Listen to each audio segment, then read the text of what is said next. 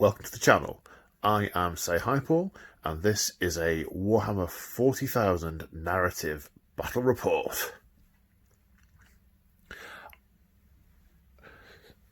So this long-lost world in the heart of the Eye of Terror is the scene for today's conflict.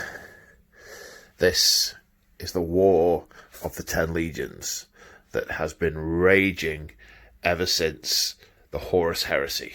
For 10,000 years, the traitor legions have fought each other in the Eye of Terror, fought each other for resources, for power, even for basic water, for the knowledge of warp routes and tides out of the Immaterium.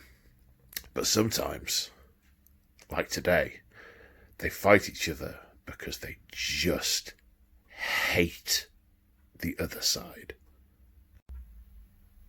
So today is a 1,500 point narrative mission between the World Eaters and the Emperor's Children.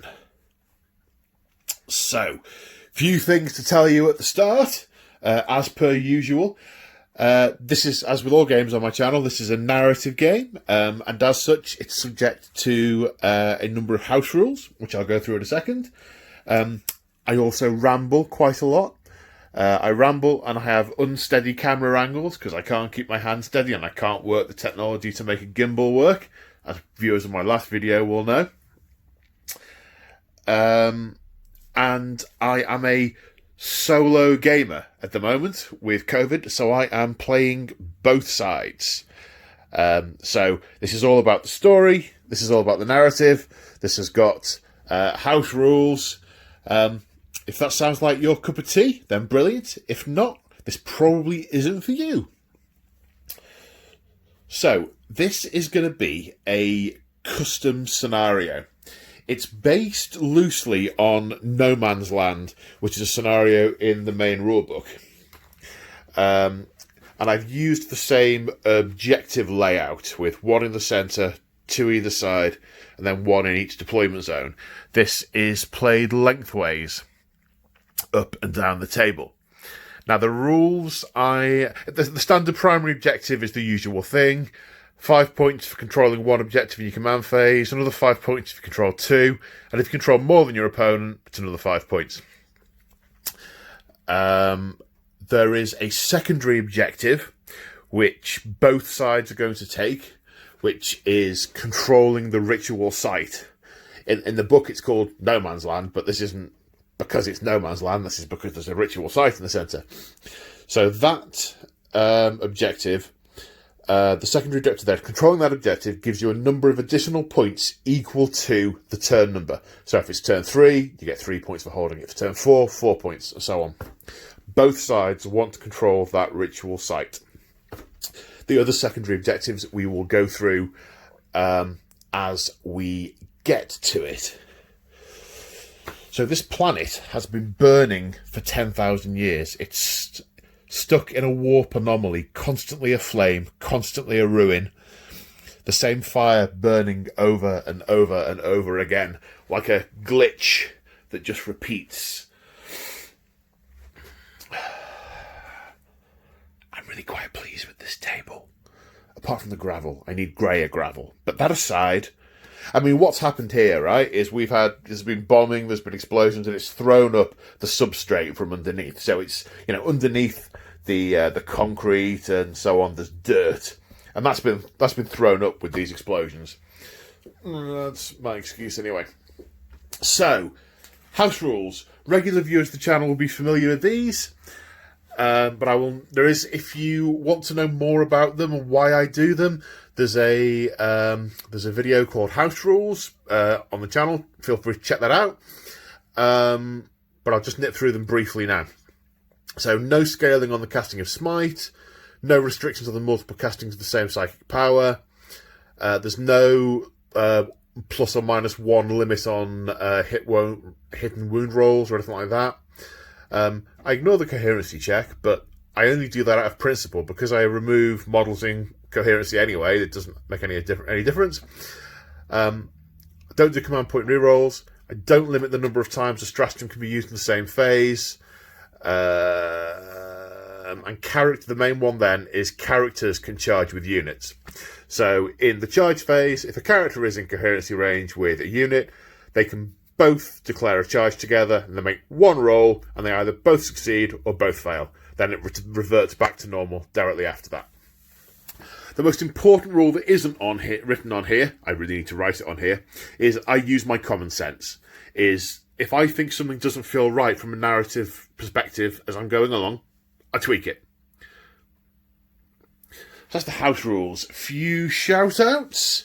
Actually, not very many shout-outs. The mat is from GameMat.eu, and I think everything else is GW. The Azure Ruins are GW. The old Imperial buildings, they're GW, as are the craters. I think the slate's from B&Q and the gravel's from an aquarium. But that aside, yeah, there's no other shout-outs. Except to mention, I've started with channel memberships on the channel. I'm starting small and building up. But if that's something that might be of interest to you, at the moment there's only one level on there, which is for monthly, live streams and sort of hobby posts in the community section. It's all in the detail in the join tab and in the link below. If that sounds interesting, check it out, have a look. No battle reports in there yet. They're things that may come later depending on how successful this is. So that, I think, is all the shout-outs. I've probably forgotten something, but I'll come back to it as we go. So without further ado, let's go and have a look at the armies. Yeah, okay, so this isn't the armies. I checked my notes, and yeah, I forgot a lot of things. Okay, so I mentioned this is a custom scenario, which is based on No Man's Land. It's about controlling the reachable site. Great, good stuff. So the announcement from GW a while ago that all Marines are going to have 2 wounds, that is imminent. I'm recording this the day before the books are pre-released. So we don't know how they're going to implement that, but for the purpose of this mission, I'm just going to say that every Marine on the table has an extra wound. So, not sure exactly what it is going to be, but that's what I'm going to do for this narrative game. And we've got roughly the same number of Marines on each side, so I think that'll balance out nicely. There will be demon summoning, potentially, from both sides. Both sides have demon allies, and they may choose to summon in more demons throughout the course of the game. It's an option open to both sides. There won't be any reinforcement points paid. I think that's probably something I should add to the house rules thing. What else? Yes, so both armies have Astartes units that have the demon keyword. What I'm going to say is across books, any stratagems, any abilities that affect demons that are Slanesh or demons that are Khorne, I'm not going to care what book they're from. I'm going to say they can apply across the board. And the last thing to mention was I was going to have all sorts of really cool Demon World rules for this planet, with it being stuck in the Eye of Terror. And so I got out the Psychic Awakening Pariah book, and I had a good look through Demon World. And because everything has got either the Chaos or the Demon keyword, most of the rules won't have any effect. So that's a wash. And this is a Demon World. It's going on. But, isn't going to have an impact in the game materially. Right, now let's go and have a look at the armies. So here we have circa 1,500 points of World Eaters and their demonic Neverborn allies. So, what do we have? What are we looking at? We are looking at a Demon Prince of Khorne, a World Eater Demon Prince of Khorne. He is the army general.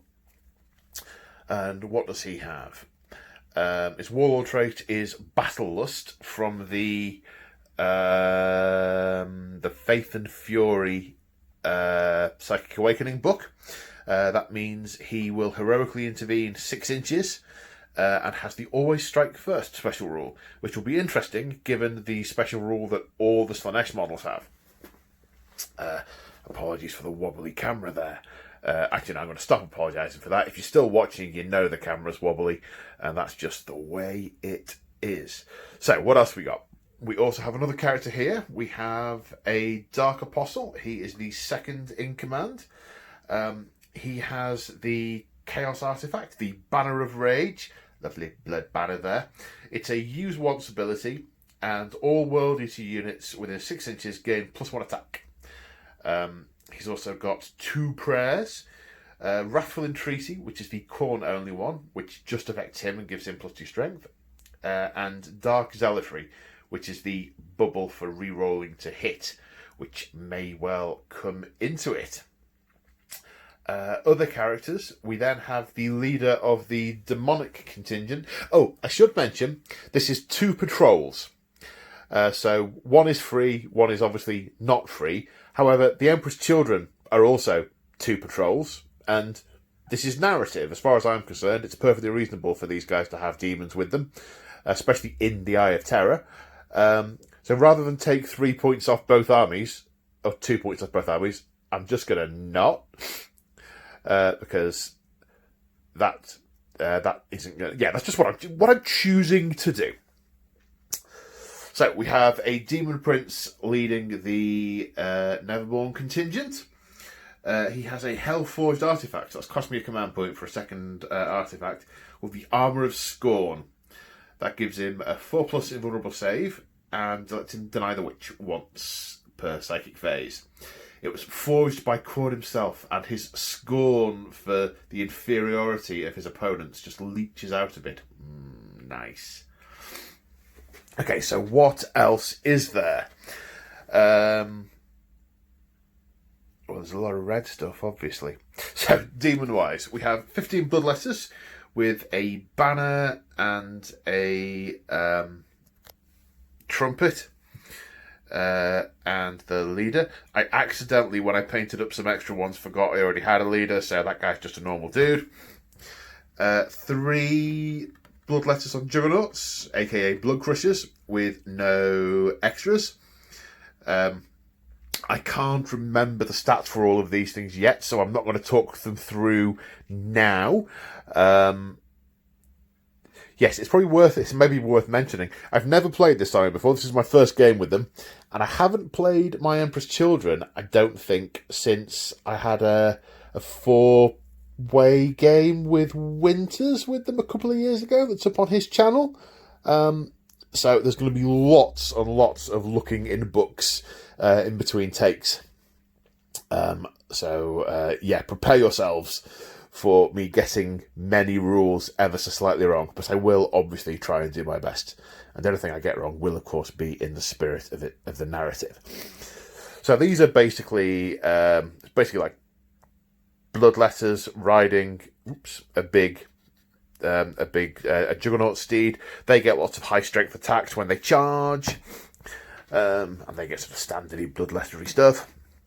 That's the demon bit. Okay, so the World Eaters, troops-wise, we have 8 Berserkers, sticking to the number 8. These have all got chainswords and pistols. 2 have got plasma pistols, and the champion, you can't quite see it because of the angle I've got the camera, has a power sword. I don't hold with this notion that they should all have close combat weapons. Khorne cares not from where the blood flows, only that it flows. And if they were that deranged that all they did was rip apart everything living in front of them, they wouldn't have a fleet, they wouldn't have chapter serfs, legion serfs, their war gear would fall apart, they would basically just be gibbering morons without any equipment who were just killing each other. So they have some refrain. It's only the ones who are really far gone that are berserkers as far as I'm concerned. So we also have, troops-wise, a unit of 10 Chaos Marines. They've got bolt guns, 2 missile launchers, and a power sword on the champion. Now, don't get me wrong, they'll be insane in a fight. They'll have lots of extra attacks and all sorts of stuff. And if the enemy comes close, it'll be a narrative thing that says, actually, they're going to charge. They will be itching to... The nails will be trying to bite and trying to force them into combat. So 8 possessed marines. So these are possessed world eaters with an icon of rage or possibly wrath. It gives them a reroll to charge, basically. Cannot remember what that one does. I think it might be +1 move. I think I'll work it out when I use it. The berserkers also have the icon that lets them reroll to charge as well.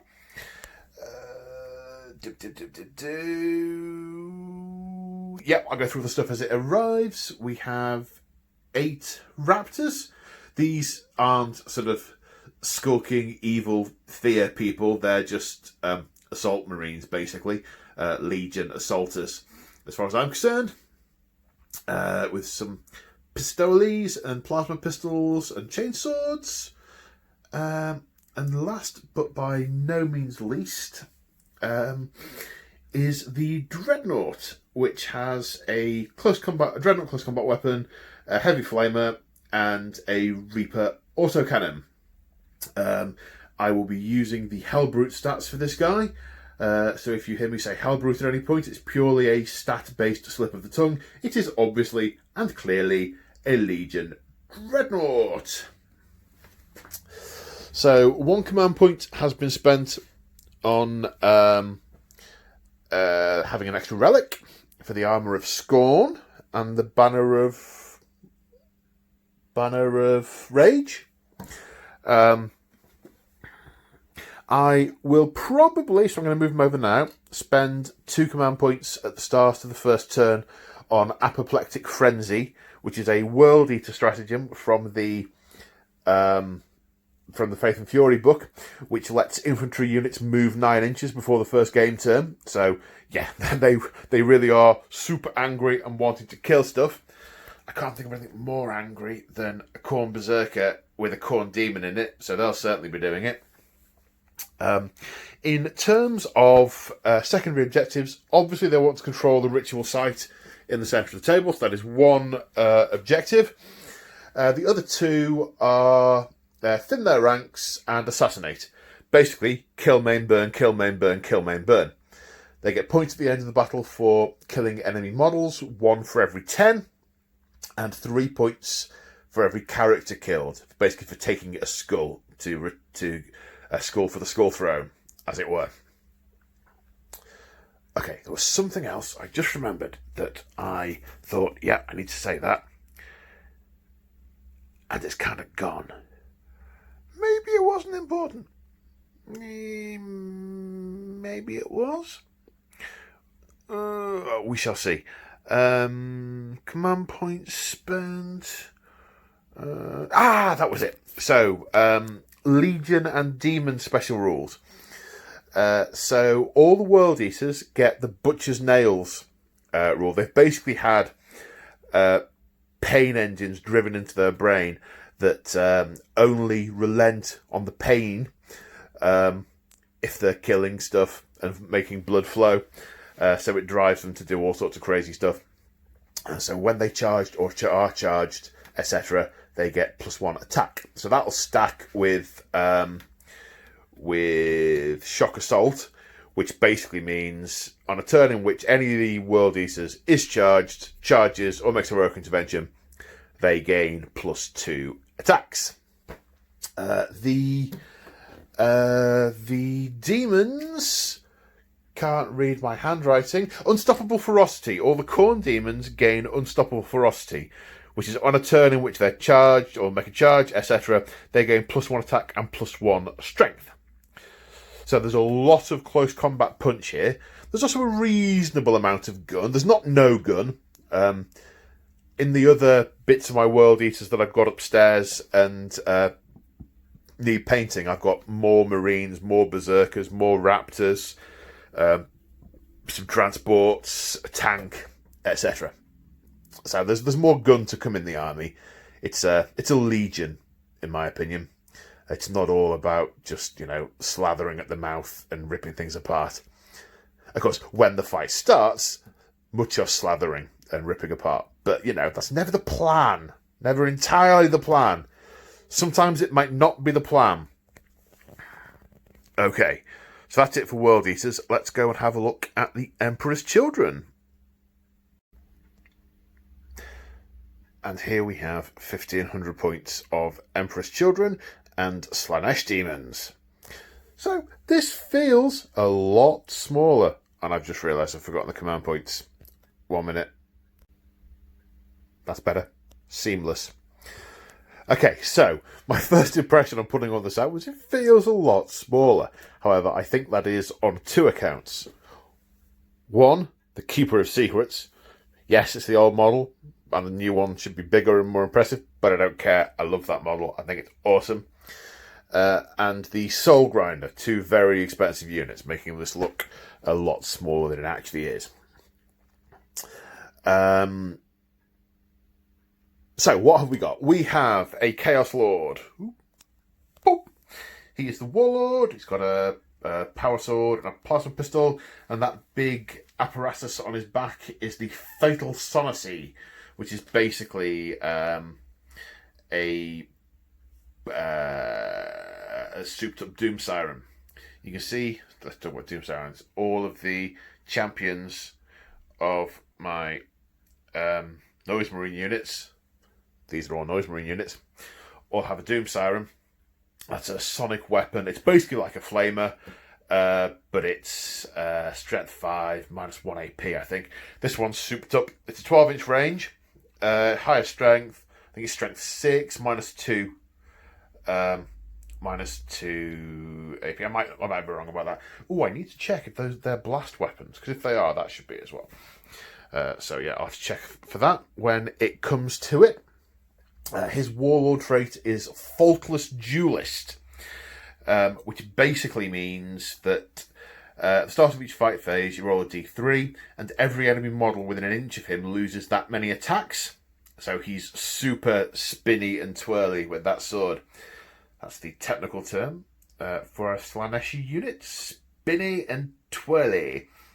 Okay, other characters we have over here. We have a Sorcerer with Jump Pack. I say Jump Pack, it's a pair of wings. Nothing, no artifacts or Warlord traits on this guy.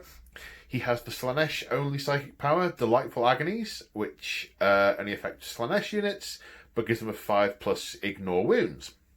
He also has Warp Time, because, you know, we're in the middle of a warp time anomaly, so it seemed appropriate.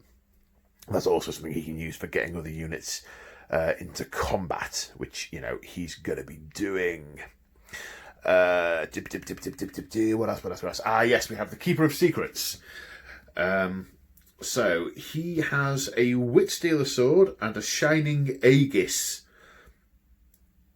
Yeah, I don't know either. The Shining Aegis is, I think that's... What is an Aegis? I should have looked that up. Okay, for next time, I must work out what an Aegis is. But it effectively is a wound shrug of 6+. And he also has a relic, which has cost a command point. It's not a relic, is it? It's a Hellforged artifact. And it is the Soul Stealer sword, which does extra thing against Eldar, which, you know, there aren't any Eldar here, but it also lets him regain wounds from models he kills in close combat. So that's why he has that. He's also a Psyker with 2 psychic powers plus Smite. He has Hysterical Frenzy, which is you target a Slaanesh demon unit, which again could be these guys, and they instantly fight as if it were the fight phase, which I think that's kind of cool. He's also got Delightful Agonies, same as this guy, except his only affects Heretic Astartes and his only affects Slaanesh demons. So they could, in theory, both affect that. But hey. So that's him. The Soul Grinder, again, I apologise, I'm going to have to look up a lot of the rules for this as I go.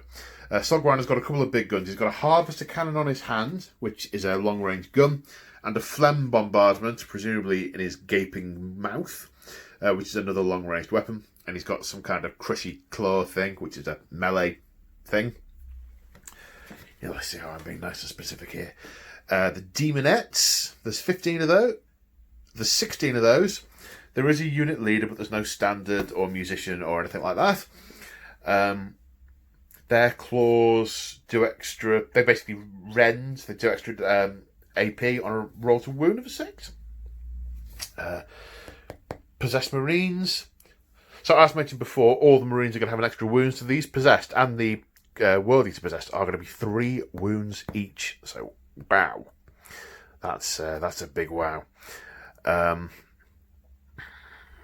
Noise Marines. Okay, so these are 3 units of Noise Marines. There are different ways you can kit them out. This is a unit of 10, and they've got a mixture of close combat weapons, bolt pistols, and a few with bolters, and a power fist on the champion, with the aforementioned Doom Blaster.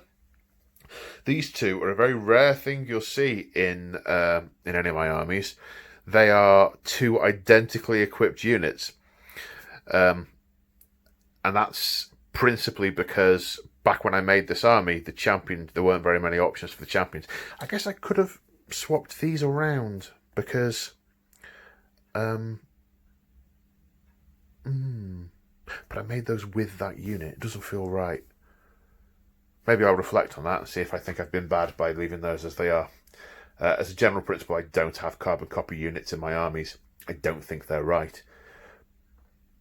But I am doing that in this army today.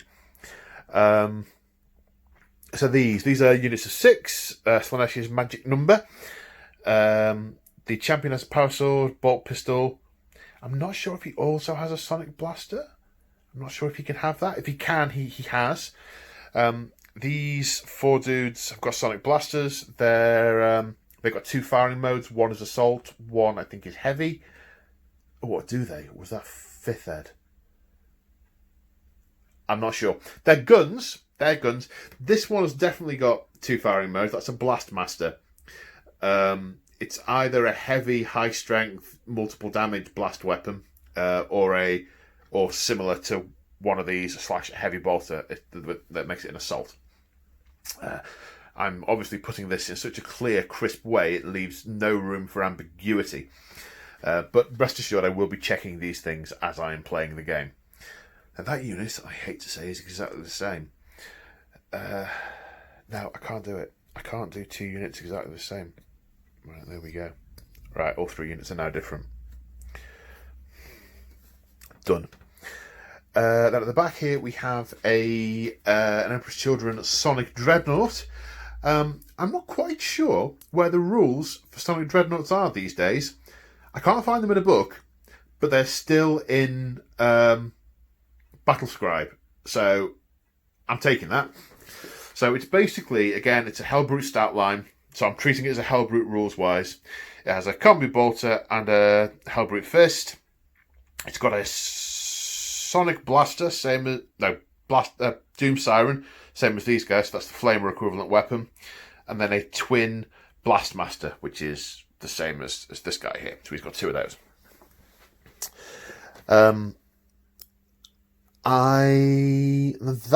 That is a very, very poor overview of the Emperor's Children army, for which I feel I should apologise again.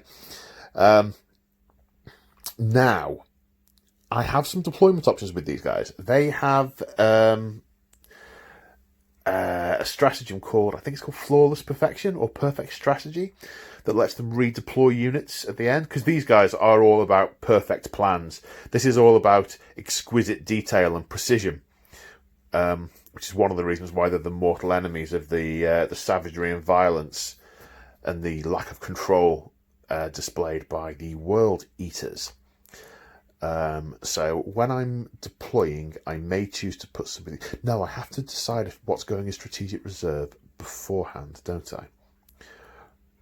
Right, okay, in which case, these are going into strategic reserves. They're going to come on the flanks. I think that's going to be 2 command points. I've already spent 1 on an extra artifact. Yeah, we'll do that. And then if I need to do the redeployment after deployment, I'll do that then. Okay, right, I better go and roll some dice and see who's deploying where. Right, I'm in the middle of deployment. It is so difficult to know where to put stuff. It really is. I still difficult to know why to put things where. So I've started off with some bloodletters over here for the World Eaters who've chosen this end. The Emperor's Children have responded with a unit of Noise Marines who are on that objective and able to shoot over here. This is an exposed objective, this one. So I guess I'm going to need some gun or something to deal with those. In response to those, Demon Prince down here. But now I'm doing a bit of a cat and mouse game with both sides have got some guns and some solid targets to take out. And I'm not putting stuff down until I know where everything is. I sort of thought maybe I put the Slanesh demons here to go up against the Khorne demons, but then I'm thinking, actually, no, they're controlled by the Emperor's Children. So where do the Emperor's Children want? They want to shoot them. They want the demons to tear into the World Eaters. So I guess I'm going to have to wait to see where to put those. But there aren't many Emperor's Children units I definitely want to put down yet. It could be I'm going to be using this tactical perfection strategy a couple of times to move things about by the end of it. Trying to share the dilemma. So here we are after deployment, and I am just about to talk you through the deployment, but I have realised there are a couple of things I have forgotten. One, terrain. So this is quite a simple board. There's three main things on it. One, the ruins. So the ruins are standard area terrain with all the usual scalable, breachable, all that stuff. Light cover, defensible, obscuring. So bonuses if you're attacked whilst you're in them. We're using the gravel. Ooh, he said, knocking the table around and spoiling the effect. We're using the gravel to determine the area. They can't be seen through, except if you're shooting at really big stuff, or planes, which we haven't got any of in this game. They provide light cover. The craters are difficult ground and light cover. And the smoke, I did toy with the idea of doing something special with the smoke, but in the end I thought, no, it's just WYSIWYG. If it blocks line of sight, it blocks line of sight like an obstacle. Or just part of the battlefield. The other thing I forgot to mention was the secondary objectives for the Emperor's Children. Oh! So the Emperor's Children are all about perfection and grace and tactical superiority. So their two secondary objectives are domination. If they control three or more of more than half of the objectives at the end of their turn, they get 3 points. And also attrition. So they basically want to kill the World Eaters without being killed themselves. That seems perfect. So 4 points if they kill more units in a battle round than the World Eaters do. So in terms of deployment, he said, just moving the rulebook out the way after talking about the terrain. Seamless, high quality. So basically, the World Eaters want to go up the gut. These two units in the front will most likely use Apoplectic Frenzy to get an extra move forward before the battle starts. The assault unit, the Raptors, are here with the Demon Prince to jump over the terrain and go forward. The Dread is in a concealed position because he's perfectly safe at the moment. Give him a minute. So he'll stick his head out once the turn starts. And the demons are kind of clustered on the left-hand side. The idea is the Blood Crushers will move down and outflank. The World Eaters are undecided as to whether or not they want to actually hold that objective at the back or just move forward wholesale and just own the middle of the table, which should guarantee them the victory. But they are awfully close to the Slanesh demons. But then again, with them, it's a temper thing, not sort of much the tactical, more sort of rah. So we shall see. The Emperor's Children, the shooter units have got the best lines of fire they can have. I forgot, of course, when I was setting the table up, that you can shoot out of areas terrain. So actually, they're covering those objectives. This is going to be a bit of a shooting gallery for a couple of turns. But, evenly matched, more or less, on points. So we shall see. Before I start deploying, I should probably mention with the Emperor's Children, I made the decision to put the Soul Grinder into Deep Strike Reserve using the Denizens of the Warp stratagem. So that will materialise from the... basically, we're in the Eye of Terror, where the warp and real space overlap. So he will arrive with a tear in real space and plop, plop. That's the sound that Soul Grinders make when they appear. Plop. So he can do that in subsequent game turns.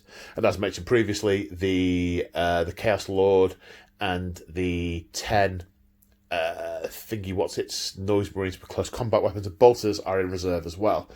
So they will attempt to outflank.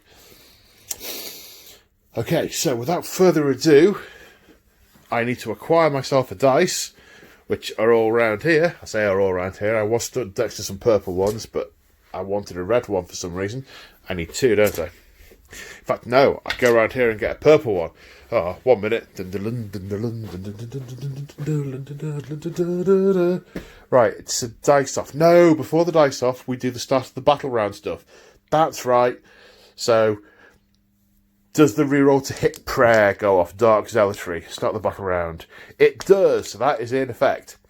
And the World Eaters are going to pay 2 command points for Apoplectic Frenzy on the Berserkers and the Possessed, and they are going to move forward.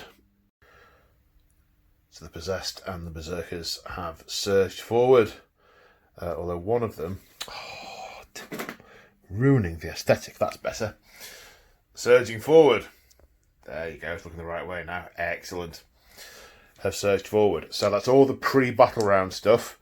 Now let's see who gets to go first. Purple dice are the Emperor's Children, red dice the World Eaters.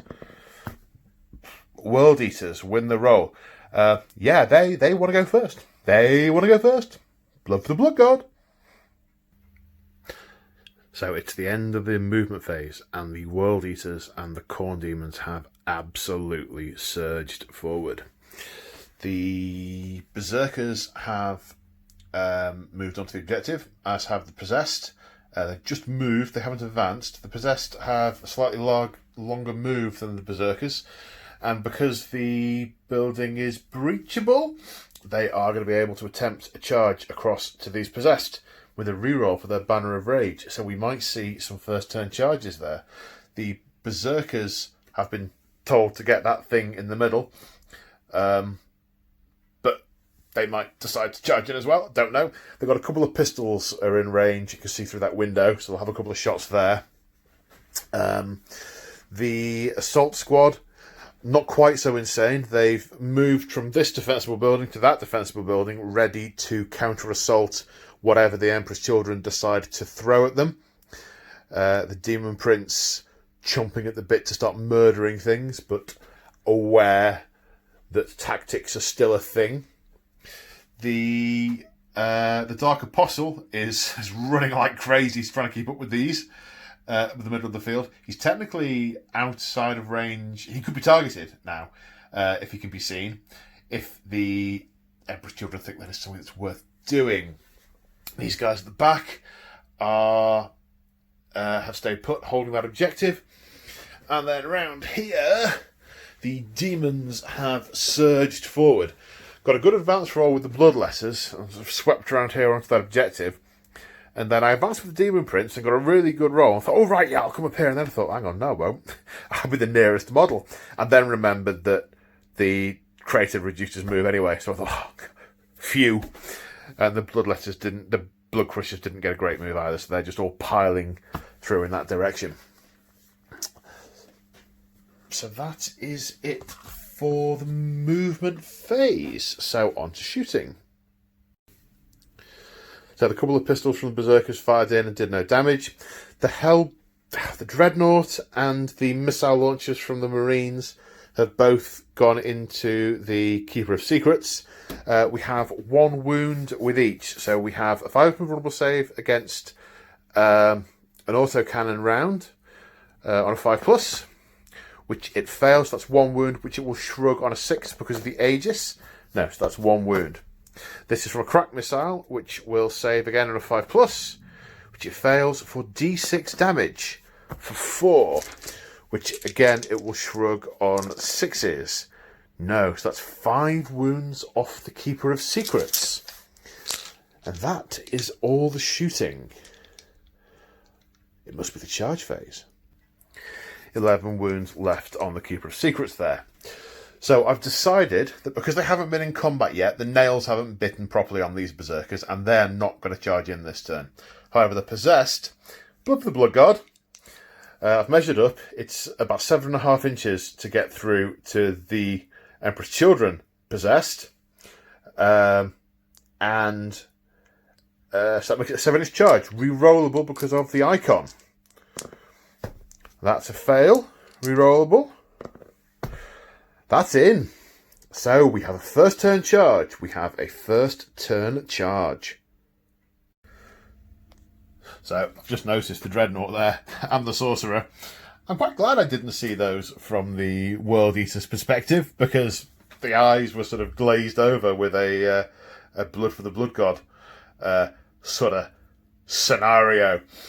Right then, so the charging units will fight first. However, the Emperor's Children's Legion trait is Flawless Perfection, which means they always fight first.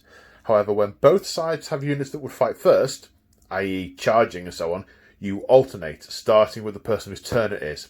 So, the World Eaters will actually fight first. So, Possessed have a random number of attacks, and it's D3 per model. So, the World Eaters Possessed attacks, 2 per model, +1 for Shock Assault, +1 for the Butcher's Nails, really starting to dig in. So that's 4 attacks each. So that's 32 attacks in total. But the World Eaters are spending a command point on Stoke the Nails, meaning that 6s to hit explode, generating extra attacks. So that was 25 hits with the additional attacks. Strength 5 from Possessed, Toughness 4 for Possessed, meaning they were wounding on 3s. We have a total of 13 saves to take. Possessed attacks are -2, so these are 5-up saves for the Possessed. Now, because we've given an extra wound to all the Astartes models, they have 3 wounds each. So, yeah, let's see how the saves go. Okay, so that's 3 passed. So that's 1 dead, 2 dead, 3 dead, and 1 on 1 wound. So the 3 remaining Possessed rolling a 2 for their number of attacks. With Shock Assault, it means they get 3 each. So that's 3 hitting on 3s. None of this exploding going on, though. There were stratagems I could spend, but it's worth it. Strength 5, Toughness 4, wounding on 3s. That's 4 wounds. Saving on 5s. 2 wounds, not even 1 dead. Wow. So let me just put the wound token on. So at the end of World Eater's turn 1, they get a point for holding the central objective, for holding the ritual site at the end of turn 1. So that's 1 point. I've just looked up the Possessed leadership to see if they need to take a leadership test, but of course they're within 12 inches of the Keeper of Secrets, which they can use as the... Oh, is it 12 or is it 6 inches? Hang on, 1 minute. So, as the Possessed are not within 6 inches of the Keeper of Secrets, getting there, they do have to take a morale test. Their leadership is 8. They've lost 3. 3 and 3, 6. They're fine. So, 1 point on the board for World Eaters as we move on to Emperor's Children, turn 1. Alright, I'm still in the movement phase. I'm still thinking. In a weird way, it's like playing Orcs versus Eldar against myself. Because with the World Eaters, I barely need to think at all. It's like, where's the nearest thing that can bleed? Forward! With the Emperor's Children, it has to be perfect. It has to be a plan that's going to work. So, I'm really not sure what I'm going to do. What I'm thinking, and I don't think, because the World Eaters, whilst they've still got their brains turned on, have been a little bit tactical, and left a counter punch back, I don't think there's any way I can take... Because he's at the moment, the World Eater has got 3 objectives, right? So he's going to score 15 points to start this turn unless I change that. So, and I also want to try and get onto 3 objectives because that's a extra bonus for me as well. So what I'm thinking, and I have no idea if this is going to work, if I advance the Demonettes up here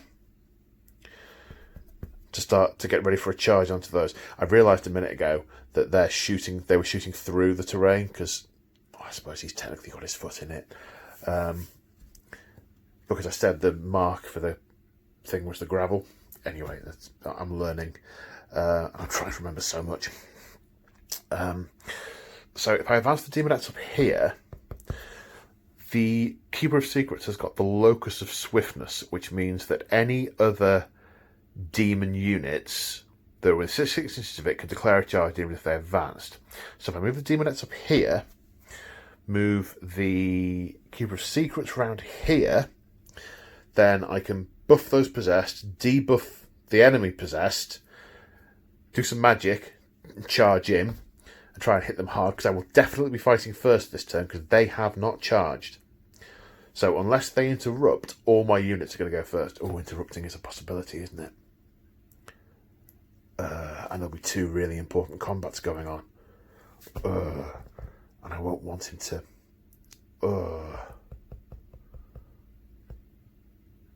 Alright, tomorrow's problem. So yes, so I think that's the plan here. I've got some gun here that I could potentially put into those to soften them up. Potentially put over here to soften these guys up, because I can actually see them, and they're not... I wouldn't be looking through the building, I'd be seeing into it. The Dreadnought at range isn't so scary, and it's not quite as fast as everything else. So just for the minute, I am not as worried about the Dreadnought just yet. I've got a stratagem I can use to put extra strength and extra damage on the Noise Marines, which would be really, really helpful, because it'll one-shot these guys. But they're currently in cover. They're not. He's not in cover. They ran down the middle. They didn't take the movement penalty for the Crater on purpose. They're going in and between things.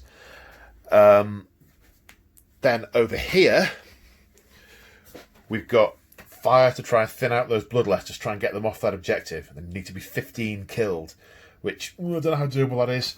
The Dreadnought can also put fire down if necessary. You could also put fire into the... Oh no, not into the enemy Dreadnought, can't see it. But into those Assault Marines. I'm not quite sure where to put the sorcery yet, but these are the dilemmas. This all has to work if I'm not going to get countercharged to hell next turn, which, let's be honest, is entirely possible. So let's do some movement. So the Demonettes are not going to get a very good advance, and they're getting part of the way up the table, but they will. They should get in there, I hope. The odds are in their favour. The Sorcerer has moved up, ready to charge in if necessary. I couldn't think of a better place to put him or anything else to do with him this turn. The Sonic Dreadnought has moved round the corner because he's blocking line of sight for the Blastmaster. I did want to bring him up here to put extra fire into those, but this building was blocking line of sight, which is good. Lots of large line of sight blocking terrain on this table. Okay, so that is the end of the movement phase. So, onto the psychic phase. First things first, the Keeper of Secrets is going to cast Delightful Agonies on this unit of Demonettes. It goes off on a 5. That's a 7. Do I want to use Scorn of Sorcery to try and deny it? I'm not sure I do, you know. I did think I did. But these are going to get wounded on a 3, and then save on a 5. Do I really think it's going to make that much difference? No, I'm saving the command point. I might need it for other things later. So they're shrugging damage on a 5 up. The Keeper of Secrets is now going to cast, I think it's called something or other. It's the one that makes a nearby demon unit fight again. So I'm going to cast that on the... I just realised, did I actually go through the psychic powers at the start of the game? When I did the army overview? I'm not sure I did, you know. So, oh, maybe I did. Anyway, he's got a psychic power that I can't remember the name of that casts on an 8. It hasn't cast. I'll look it up later. Right, now for the Sorcerer. We'll cast Delightful Agonies on the Possessed, which will cast, on a 6. That's cast on a 7. Do I want to use Scorn of Sorcery? No, I don't think I do. You know. There is a lot of sorcery around. But we're demons. We're made of the Immaterium. I don't know how much we care. Yeah, don't care about that. And then we'll go for a Smite on a 5. That is a Super Smite. We very much care about that. Scorn of Sorcery. Denied on a 4+. Yeah, that didn't happen. Khorne laughing as the sorceress energies attempt to grip hold of the possessed and it being swatted away with a maniacal bloody laugh. Or laugh, because you know I'm not southern. Hysterical Frenzy was the name of the spell, I couldn't remember. Psychic power. Okay, so that's it for psychic powers. Let's go on to the shooting phase. So, kicking off the shooting phase, the Sonic Dreadnought is firing its Combi Bolter and Twin Blastmaster at the Bloodletters. Now, the Sonic Blaster is it's a blast weapon, and it has an Assault D6 mode. So, firing at a unit of more than 10, it's fired 12 shots. Combi Bolters included. It is 8 saves for the Bloodletters, saving on 5s. So that's 6 Bloodletters dead. Okay, so the Noise Marines targeting the same unit. The Sonic Blasters are Assault 3. The Blastmaster also fired on the Assault version. I'm erring so much. Fired the Assault version, rolled a 5. So it was going to be at least 3, but 5. So there are 7 more saves to take for the Bloodletters. Again, saving on 5s. 2 save, another 5 dead. Taking from the back. 5 more dead Bloodletters. So they're still going to hold that objective. And with 9th edition morale rules, they are unlikely to all run away. So they're probably still going to keep that one, unless I can find some more gun. But in the meantime, these Noise Marines are going to open up downfield. Now, I've remembered something. I remembered that sonic weapons ignore cover. So the fact they're in cover, irrelevant. I'm also going to spend the command point on excruciating frequencies for this unit, which means that all the sonic weapons are going to be +1 strength and +1 damage this turn. So even the sonic blasters are going to be 2 damage. The Blast Master, however, is a reasonable anti-tank weapon, so we're going to put that into the Dreadnought, and all the sonic blasters into that assault squad. Just interrupting the dice rolling because I've rolled 3 hits with the Blastmaster on the Dreadnought. So the strength 9 currently, 3s to wound. So that's 2 wounds, saving at -2, so saving on 5s. No saves. So this is D3 +1 each, the +1 being for the excruciating frequencies. Whoa! So 4 and 3 is 7. It's got 1 wound remaining. 12 shots with 4 sonic blasters hitting on 3s. Oh my word. These are now strength 5, so they're wounding on 3s. Oh my word. And these are ignoring cover, so they're saving on 3s, but each fail is 2 damage, so it is a dead Marine. Anyone. Well, if you're the World Eater guy, you've got to be happy with that.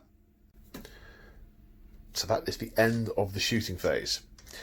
That said, the cacophony from these cataphracti, I don't mean cataphracti, I mean cacophony, Yeah, the noise coming from this lot, not only is it excruciating, it is also endless. So for 2 command points, we're going to rinse and repeat. Same 2 targets.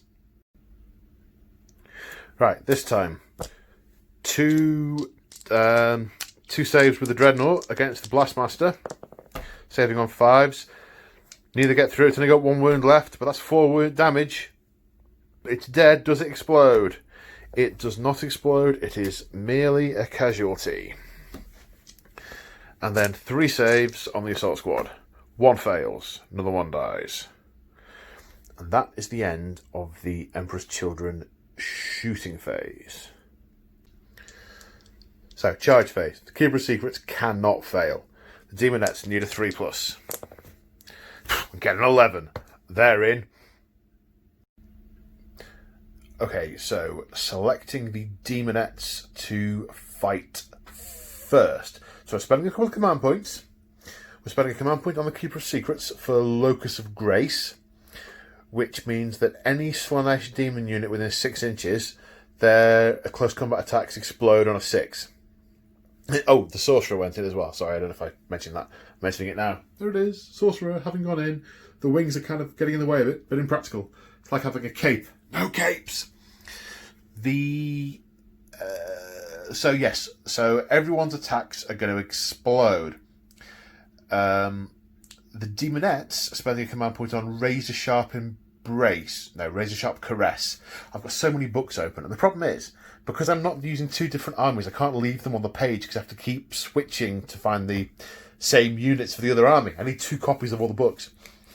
I say, need. So 16 models there, so that's going to be 32 attacks, hitting on 3s, exploding on 6s. Oh, did I mention what it did? No, I didn't mention what it did. It's an extra -1 AP. So their claws are normally -1 AP. They're going to be -2, and if ready roll to wound of a 6, they'll go to -4 or 5. Doesn't make a difference either way. The tricky bit is going to be wounding. Let's see how we go. Yep, okay, so it's the roll to wound that's done for him. There are all the failed wounds. We only have 8 successful wounds. And I've just realised I didn't see how many 6s there were. Oh well. These are -2, saving on 5s. 4 saved, 2 Marines killed. Oh, it sucks to be them. Okay, the Possessed World Eaters spending 2 command points to interrupt and piling in. I've yet to roll how many attacks each they've got, but they were charged this turn by 2 units. They're going to get the extra attacks. There's 5 here who can attack the Keeper of Secrets, but I don't know. I think he should really attack whoever's right. I've discovered that where I've put all the buildings, I've got terrible camera angles for everything. Let's try this. So I think the guy that can attack the Sorcerer probably really should, because he's right in front of him. I think it's a little bit to turn around and hit the Keeper of Secrets. So there's 4 going to attack the Keeper of Secrets, 2 going to attack the Sorcerer, and 2 going to attack the Possessed. Okay. Okay, so they rolled a 2 again for their random number of attacks. So 4 attacks each model. The 2 that are going in against the Possessed. Hitting on 3s. No command points for any rerolls or anything this time. Already explodings. 2 wounds. Saving on 5s. So that's 1 more wound off the Possessed. Okay. Then against the Sorcerer. 3 attacks. There's no death to the False Emperor, even though they are his children. Running on 3s. That's 3 wounds. -2, saving on 5 ups. 2 saves. So 1 wound on the Sorcerer. I'll get a dice for him in a minute. The Keeper of Secrets has a I can't remember whether it's -1 to wound or hit. My short-term memory, I'm trying to cram so many things into it. -1 to hit. Okay, so the guys are only going to hit on 4s. I can't help feeling I've missed a trick with a stratagem that I should have been using for this. Okay, hitting on 4. Uh-oh. Hitting on 4s. Okay, that's not a lot of hits. Wounding on 5s. Okay. That wasn't terribly wise. So only 2 wounds were done for 2 command points for interrupting. Right, let's do the rest of the charges. And in fact, everyone with the Quicksilver Swiftness rule. In fact, so all the rest of the Emperor's Children are now going to try and batter those possessed and see what happens. Okay, bear with me on this. He has a base of 6 attacks. 1, 2, 3, 4, 5, 6. Okay, so he hits on 2s. He has a special thing. Right, he has a rule that lets him reroll to wound. So he's going to hit on 2s. So everything hits. His strength is 6. His weapon is the Soul Stealer Sword.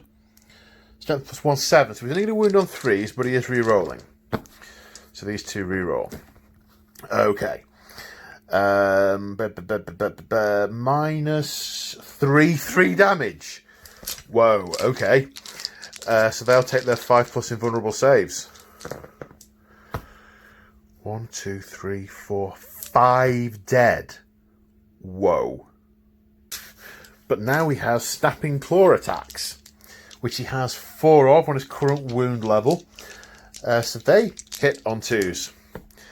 And they are only strength user, which is 6. So they'll wound on 3s with a reroll. Reroll? So that's 3 wounds. I didn't see. Drat.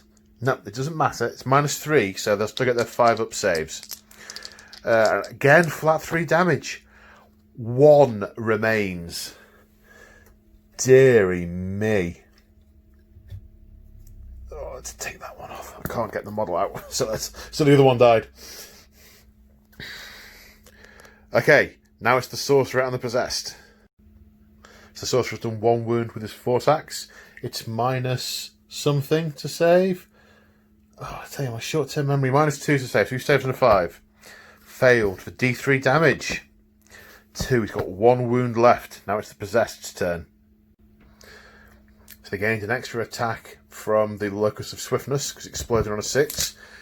4 wounds have got through, so he's saving on 5s. Needs to make at least 2 of them. Doesn't make enough, and they are wiped out. And the Keeper of Secrets there, regaining, because of his Soul Stealer artifact sword, regaining 1 wound for every model he slayed. So he is now back on full health. So now it's the Berserker's turn to wade through these demonettes. They have 2 attacks each base, plus 1 for the chainsword, apart from the leader who's got a power sword. Plus Shock Assault, plus the Butcher's Nails, is 5 attacks each. The champion has an extra attack. I had taken 1 out because of his power sword, but he's got an extra attack. So it's 5 attacks each. It's 30 attacks. 13 saves to take. The demonettes have a 5+ invulnerable save and a 5+ shrug from the Delightful Agonies. So saves makes 4, and then the shrug makes 3. So 1, 2, 3, 4, 5, 6 die. But Berserkers being Berserkers have piled in and are fighting again. I don't know why I'm filming it. But I've started. I know they get 1 fewer attack second time round. I can't remember it's for the Butcher's Nails or the Chainswords, but it's 1 fewer attack. Okay, so winning on 3s. Okay, which leaves this many. How's this many? 5, 11. 11 saves. So saves are 5 up. Only 2 this time. So now shrugging on 5 up. More shrugs. Oh, quite good actually. 1, 2, 3. Only 4 more die. Okay. 1, 2, 3, 4. So they've lost 10, which is quite a lot. You know, that's quite a lot. But I have a sneaky suspicion the demonettes might be outnumbering on the objective. Let's see what happens in the morale phase. So the demonettes lost 10. They can, however, use the Keeper of Secrets morale of 10, leadership of 10, but because they've lost so many, they will probably fail. I believe a 1 is always a success in 9th Ed, so need a 1? No, it's a fail. So 1 flees. 1, 2, 3, 4, 5, 6 remaining. So 5 dice. They'll run on 1s and 2s. 2 more, so there are 3 remaining. Bloodletters have a leadership of 7, so they also need a 1, which they fail. So 1 flees. And 3 run on 1s and 2s. Leaves 1 model remaining, holding that objective. That's going to be important for the points. So at the end of Emperor's Children, turn 1, they have scored some points for attrition. They've killed the Dreadnought over there and the Possessed over there, and not a whole unit of Emperor's Children have been killed. The Demonettes nearly, but not quite. Just had a quick measure, and the World Eaters control the central objective. They have 4 models in range, which will be important in a moment, I am sure. So that is the end of Battle Round 1. On to Battle Round 2.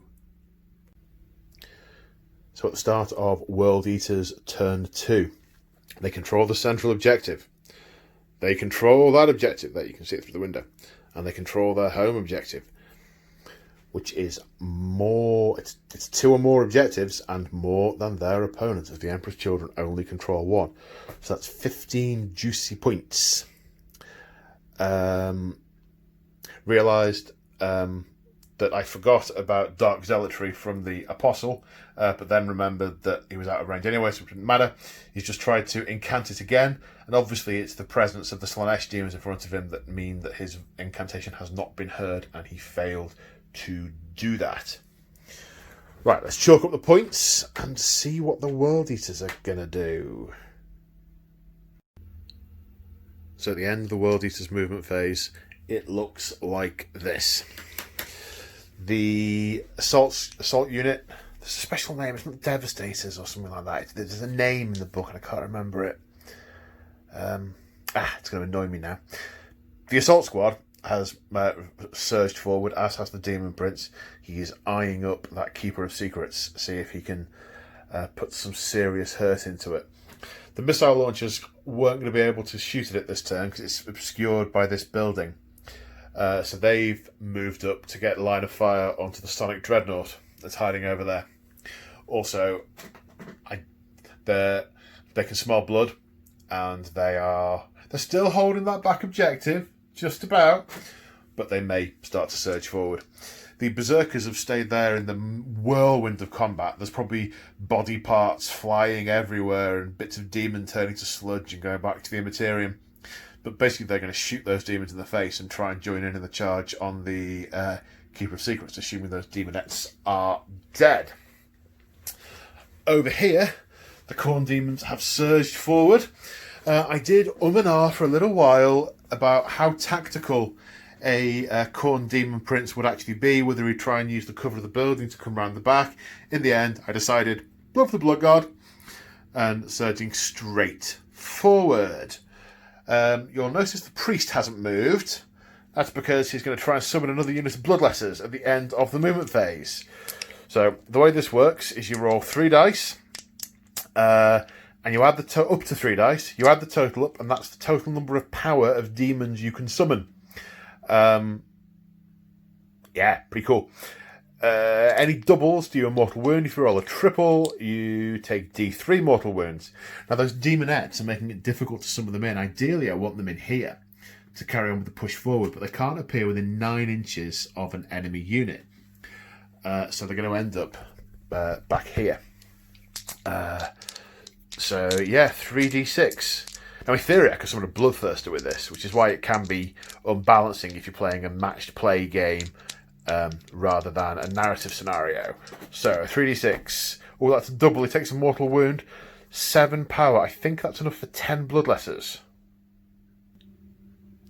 The priest beseeching the Blood God to send forth more of his servants to let the blood flow. Right.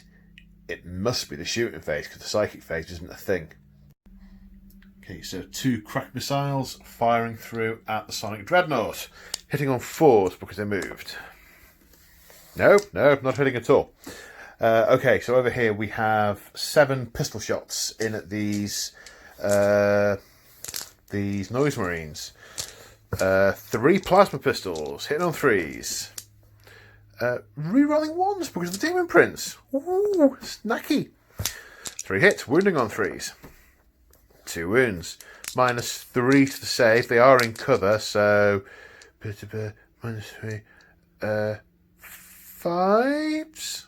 Yeah, 5s. 1 pass, 1 fail, so 1 takes a wound.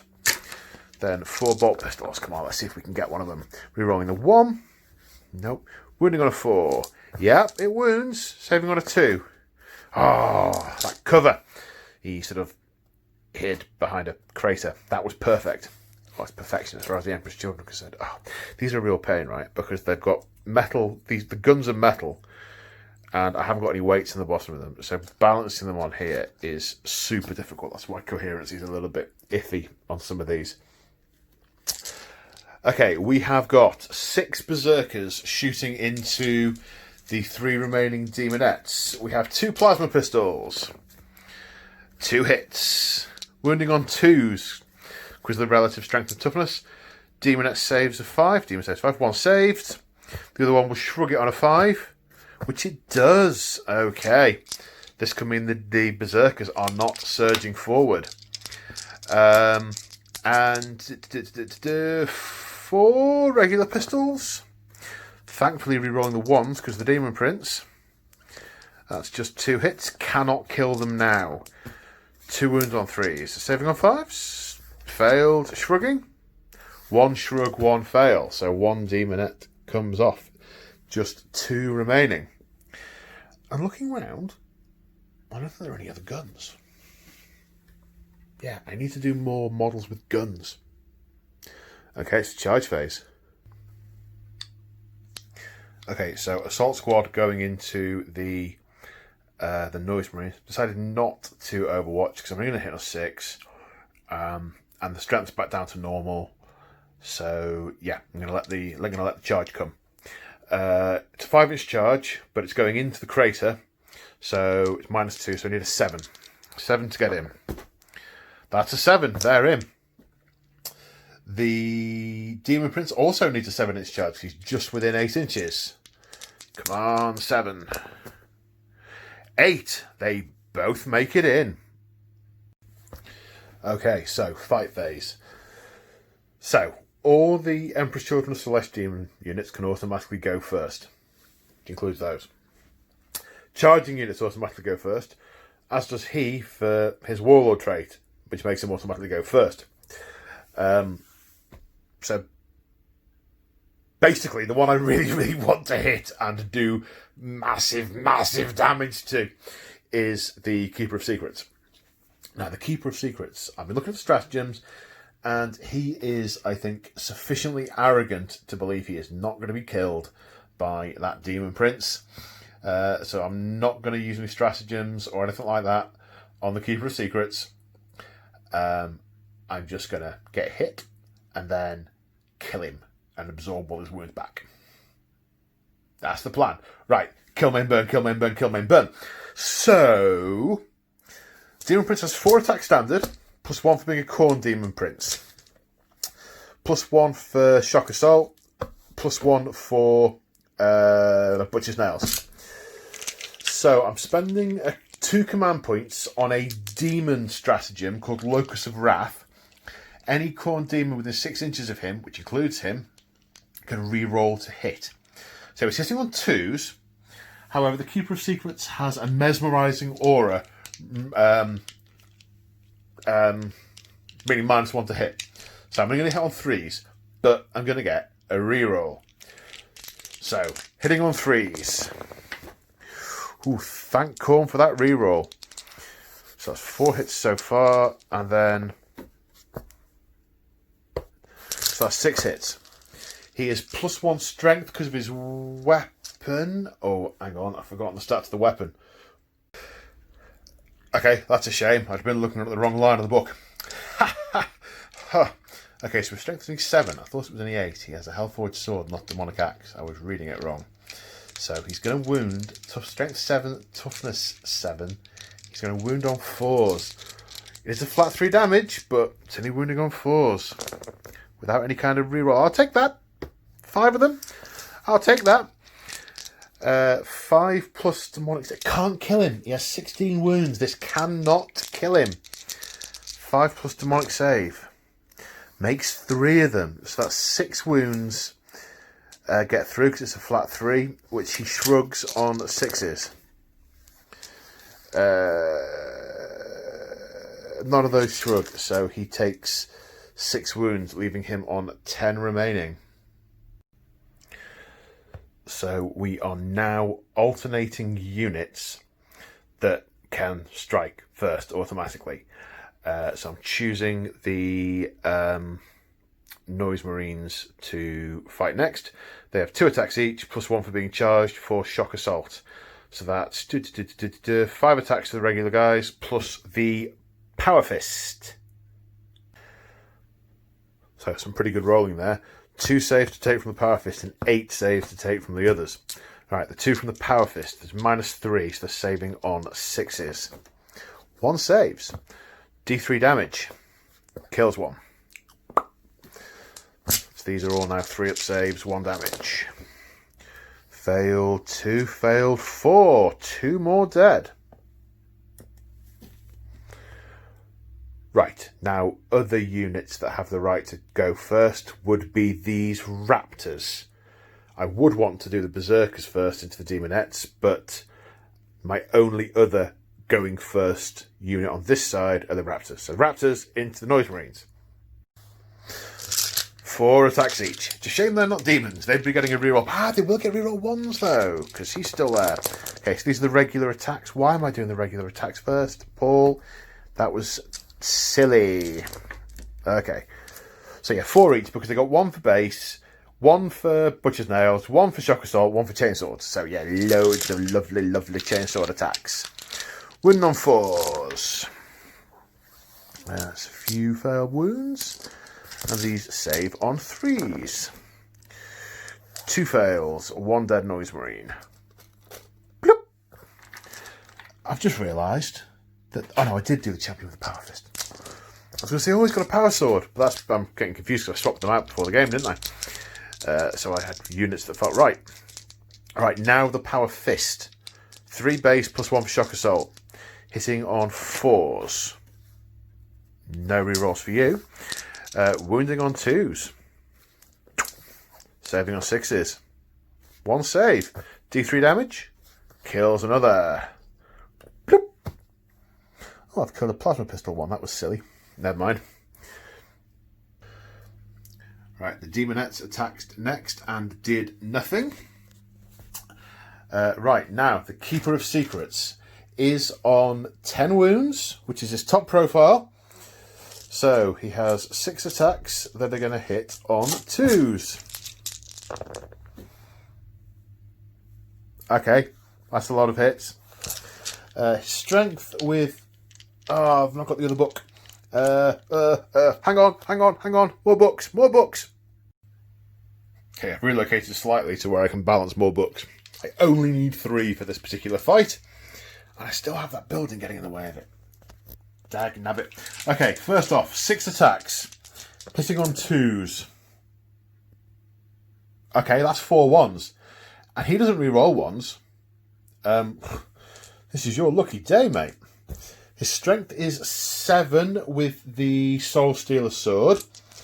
Toughness is 6. He's going to wound on 3s, but he gets to re-roll. Doesn't need to re-roll. It's minus a lot, but he has a 5-up demon save, which he makes 1 of. So he takes 3 wounds from that. Now, let me just check the stats of the Soul Stealer. Each time a model is slain, he regains 1 wound. Oh dear. Oh dear. He's not going to do that then. Not going to regain wounds. So now we have the 4 snapping claw attacks, which are also going to hit on 2s. With 2 more 1s. Obviously, the flow of the warp is favouring Khorne on this battlefield at the moment. time stasis bubble where this city has been aflame for 10,000 years. The powers of Slaanesh are obviously waning. Okay, strength of the Snappy Claw is used at 6. That's going to wound on 4s with a reroll. Okay, does a flat... does a flat 3 damage, saving on a 5. 1 pass, 1 fail. I now can't remember if he was injured by the sword or not. I think he was. I think he's got 2 wounds left. I'm going to have to go back and check that. I think he's taken a total of 6 wounds. Then the Berserkers wiped out the Demonettes with contemptuous ease. So, we are at the end of the fight phase. So, he really wants that Keeper of Secrets dead. And it's not technically impossible. Not technically impossible. So, here we're going to spend 3 command points on frenetic... Oh, I've forgotten it already. Frenetic rage. Frenetic... Some... Oh, 1 minute. That was going to sound so cool. It's going to sound so cool. So stare at the cool image of the corn demons arcing round the corner. Excellent. Frenetic Bloodlust is a 3-point demon. Is a 3-point demon stratagem to fight again. So let's do that again. -1 to hit because he smells. So they all hit. So it would have been hitting on 3s with a reroll. Now the difficult bit, wounding on 4s. Okay, 4 fails. Okay, yeah, can't get him. Can't get him. He's got 10 wounds left. Can't get him. Saving on 5s. Saves twice. 3 wounds. Can he shrug any of them? Doesn't shrug any of them. So puts him down to 7 wounds. Okay, so I think, well, that is the end of the fight phase. It must be time for some morale. These raptors lost 4. 4 and 2, 6, they're fine. These noise marines, they can't fail, actually. 7, they can't fail. Okay, so at the end of that phase, end of that turn, we've already done primary objectives. The secondary objectives are just killing stuff, which is the end of the battle.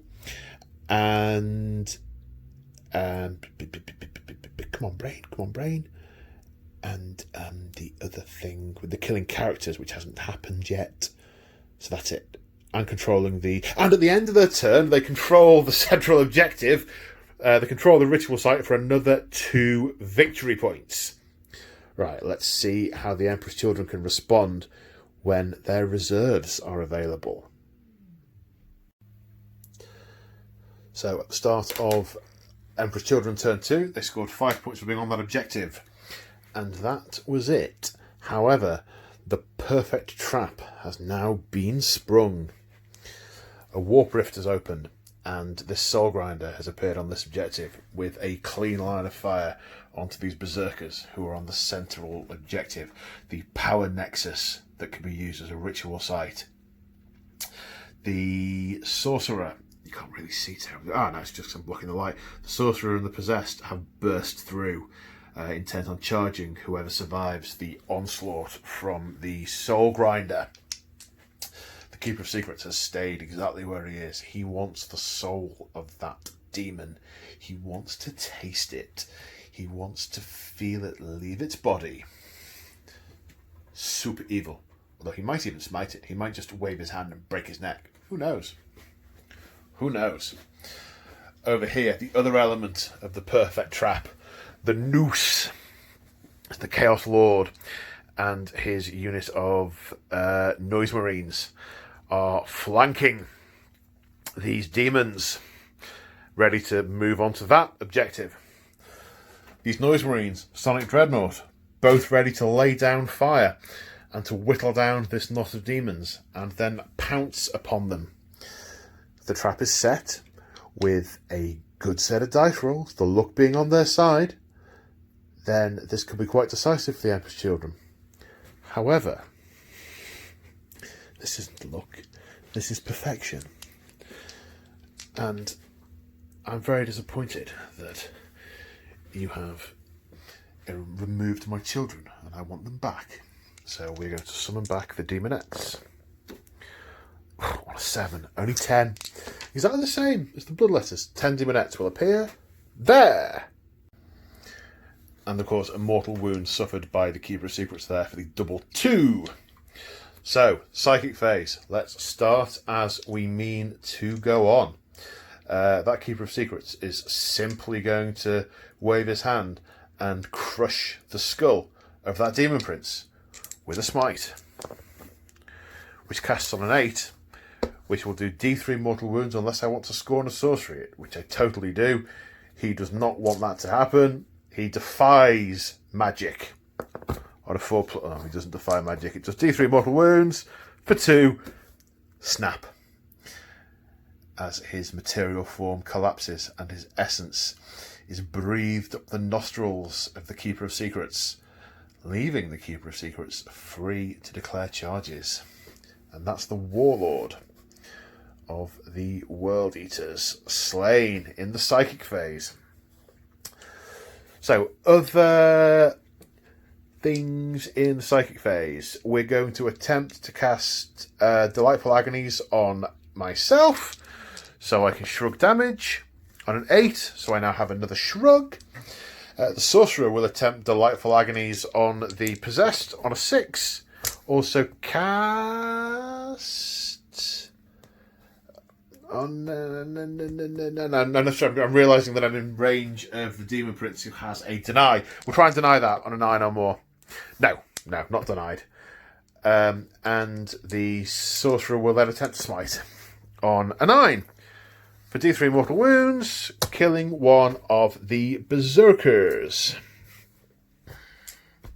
Quite a successful psychic phase. Okay, so the Soul Grinder is going to open up on the Khorne Berserkers on the central objective. He has 2 weapons. He has a Phlegm Bombardment and a Harvester Cannon. Phlegm Bombardment, eh? The Phlegm Bombardment is a blast weapon. It's heavy D6, so D6 for 5. This guy hits on 4s. Hit on 4s. 2 hits. Strength 8, minus 2. Strength 8, that's 2 wounds, winning on 2s. Minus 2, saving on 5s. Double 6. It's saved. They're hanging on. They are insane.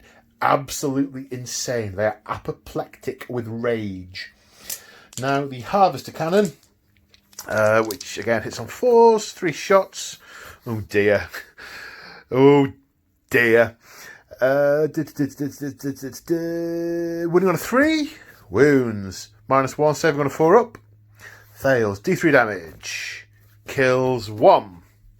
Let's not kill the guy with the plasma pistol. Okay, so 4 remaining for the Sorcerer and the Possessed to deal with. That should be interesting. I'm not sure I'd like to call how that's going to go. Over here we have 5 pistols. 4 of them hit, winning on 4s, and 2 saves. 1 fail, so we have a wound on one of these guys. Okay, so we're going for a top-down view over here. Now, the Sonic Dreadnought, I can use Fire Frenzy to fire him twice as long as it fires the nearest unit. And all his guns are in range of this unit. And they could be pretty nasty to it, but he's a tiny bit closer.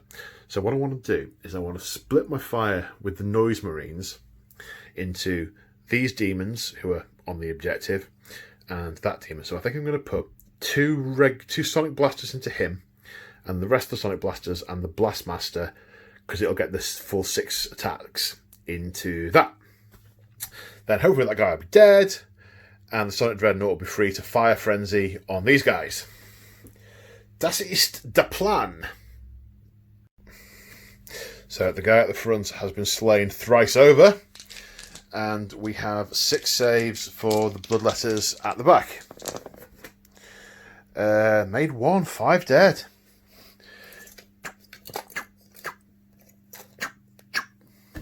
5 dead. Maybe I'll keep that one. Maybe I'll kill that one instead. 5 of those dead. Now it's time for the Sonic Dreadnought to unleash everything twice. So, the Doom Siren twice. It's Assault D6 for 9 hits. Because it hits automatically. 6, 7, 8, 9. Strength 5, toughness 4, wounding on 3s. So that's 4 wounds. They do have a save, these guys. They have a 4-up save. So it's -1, so it's a 5-up save. So that's 3 wounds. They have 4 wounds each. That's 3 so far. Right, we're going for the single frequency heavy D3 version of the Blastmaster, but it has 2 of them that it's firing twice. That's 4 D3 shots. Oh my word! For 11 shots. 6, 9, 10, 11. Yikes! This is going to do some damage. Hit on 3s again. Wounding on 2s. Strength 8. They're all wounded. So these need it's -2. So they need 5+ demon saves. Okay, they make 3. They make 3, and this is D3 damage each. The first one will kill a Blood Crusher. Then D3 for 1. For 2, that'll kill a Blood Crusher. Now his Combi Bolter will fire twice. On 3s. Wounding on 4s. 4 saves of 4+ this time. Takes 2 wounds. 1 Blood Crusher has 2 wounds remaining.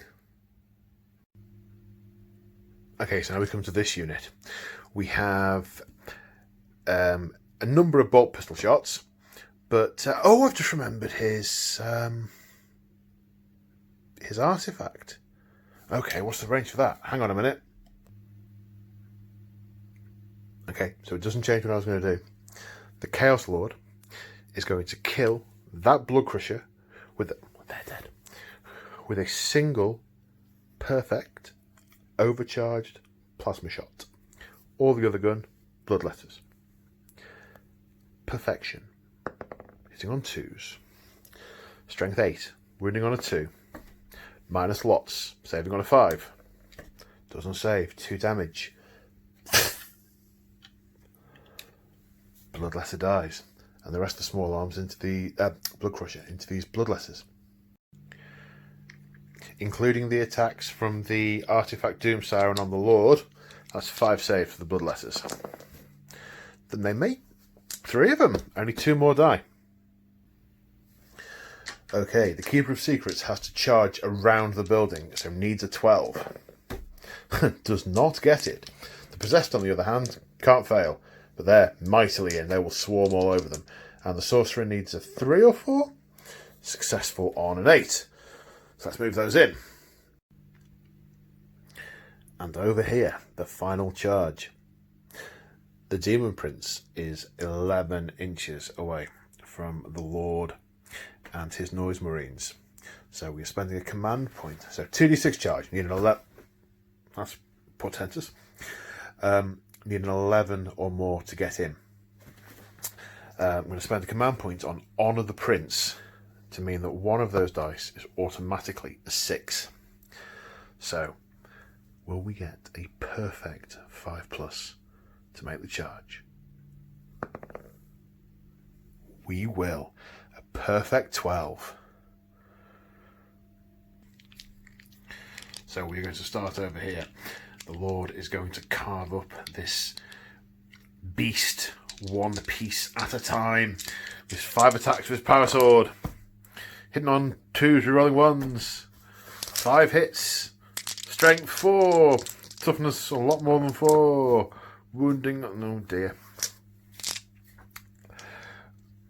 Okay, so the plan was perfect. Needs a better sword.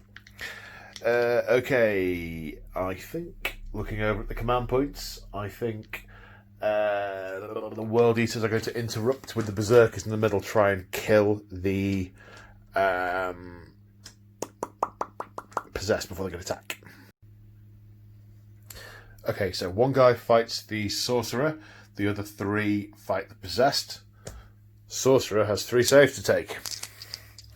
3 up saves. Ooh, takes a wound, down to 2. Because it's fiddly to get in there, I've got the wound dice over here.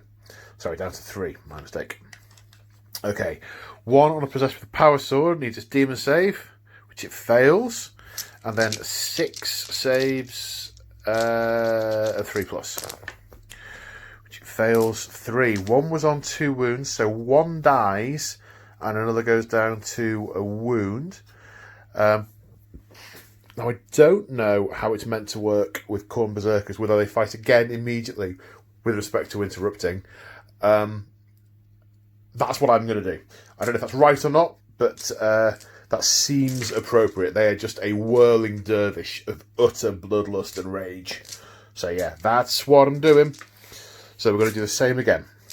So, in fact, seeing as I'm talking, I might as well roll. Against the Sorcerer, 3 hits, wounding on 4s, 3 wounds, 3 more saves for the Sorcerer. Fails 1, down to 2 wounds, the Sorcerer. 2, where's the 2? Come on, there's the 2.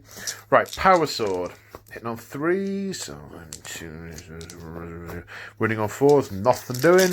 And then Chain Swords, hitting on 3s, wounding on 4s. What's that, 4 wounds? Okay, saving on 3s.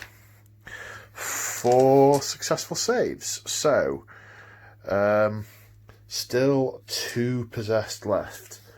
Right, may as well do their attacks back now. 4 saves with 5+ from the possessed. Not a 1, so that's killed 2 berserkers. And 1 save, 5+ against a force axe. Saved. Okay. So that's that. Right, let's come down to over here. We have a lot of always strikes firsting still happening, so we've more always strikes first. So it's 2. We weren't charged this turn though, so there's 2 attacks each from these guys and 3. No, just 2 attacks. 2 attacks each. 1 with Power Fist. So it's 1 regular save for 3+, which he passes. Then 2 saves of 6 from a Power Fist. Both fail. First one kills this one. Next one, D3 damage. For 2, kills the next one. Okay, right. We need to go over there now. Okay, so 7 guys are close enough to attack after piling in. 2 attacks base for being a noise marine, 1 for charging, 1 for chainswords. So that's 28 attacks. So he has, at the end of all of that, he has 6 3-up saves to take. He fails 1, takes 1 wound, down to 7 wounds. And all the Emperor's children have fought. It is now Khorne's turn to fight back. Okay, so because of the Emperor's Children Lord's leadership thingy trait, warlord trait, we have we lose D3 attacks for 1.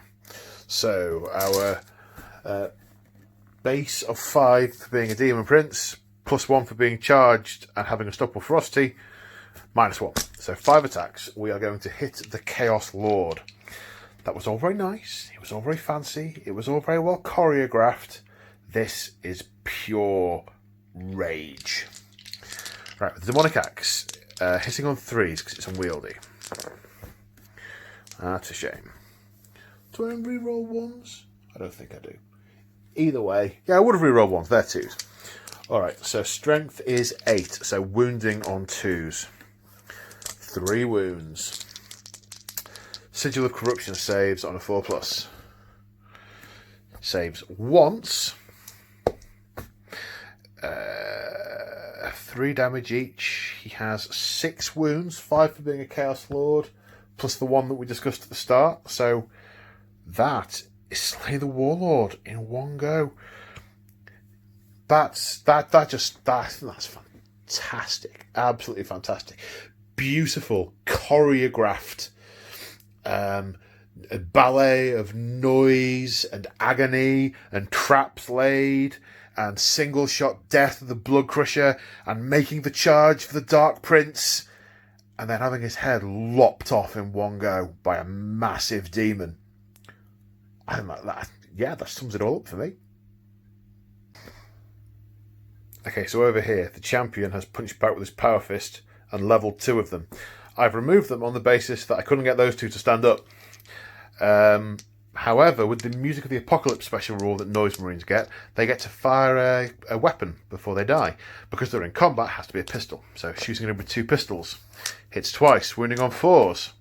Wounds once, saving on a 3+. Saves. Okay, so we want some morale tests. He can't fail, he can't fail, they can't fail. Those bloodletters can fail. On a 2, they lost 7, 9. Do they use their leadership or the leadership of the Demon Prince? I'm going to have to check that. They used their own leadership and 2 ran away. So at the end of World Eater's turn 2... Is it just turn 2? Goodness me. I started thinking about doing this at about midday, about lunchtime. It's now 8 in the evening. So the end of turn 2, 3 points for killing a character. 2 points for controlling the central objective, because they are objective secured. However, at the end of the battle round, which it now is, in that battle round, the Emperor's Children killed a lot of Khorne units. I mean a lot. I'm looking over at the thing and I can see about 3 or 4 without having to count them. The only whole Emperor's Children unit that's dead is the Lord. And the Demonettes have died, but yeah. But so yes, that's definitely points for attrition. That's 4 points for attrition. Let's mark this up and see what the scores look like at the end of turn 2. That's why I was getting confused. It wasn't the World Eater's turn, it was the Emperor's Children turn 2. So, little behind the scenes moment here at the start of World Eater's turn 3. The World Eaters are running away with it on points. They're on 2 objectives, so they've got another 10 points this turn. So you can see they're winning 31-13. There's also a couple of points the World Eaters are going to getting for they're killing lots of stuff. The Emperor's Children are failing to dominate the battlefield and failing to be on objectives at the start of the turn at the moment. However, look at the death piles. So I think it's going to be really interesting to see how the last few turns play out. Have the World Eaters slaughtered their way to a big enough lead? Well, I say slaughtered. Small death pile. Can the Emperor's Children afford to get close to them? Because they've kept them at arm's length, but they're going to have to get close if they want to get the objectives. Right, let's move some World Eaters. Okay, so it's the end of the movement phase, and the battlefield is drenched in blood. The blood of the World Eaters. But Khorne cares not from where the blood flows, only that it flows. So I undenied about what to do with those Marines at the back. I decided that they're going to stay put for this turn, because they are Marines, and the nails haven't bit yet. Nothing is really close enough to them. The priest decided to summon in a pack of fleshhounds, principally because I didn't think I had enough I had to try and remember. I did consider summoning other stuff in as well, but I decided against it. Okay, so shooting phase. It must be the shooting phase, because there's no psychic phase. Plasma pistol. Okay, let's throw caution to the wind, mainly because he's just forgotten what he's doing and he's flailing around. Overcharging. Hits on a 4, wounds on a 2. Save for 6. Nope. Vaporizes 1. And he will attempt to shoot back with his pistol before he dies, which he fails to do. Okay, 2 pistols over here. 1 into the sorcerer, 1 into a possessed. 1 into the sorcerer, hits. Wounds. Does it say when I 3 up? It does not. Sorcerer is down to a single wound. The other pistol at the possessed, hits. Doesn't wound. Okay. Right.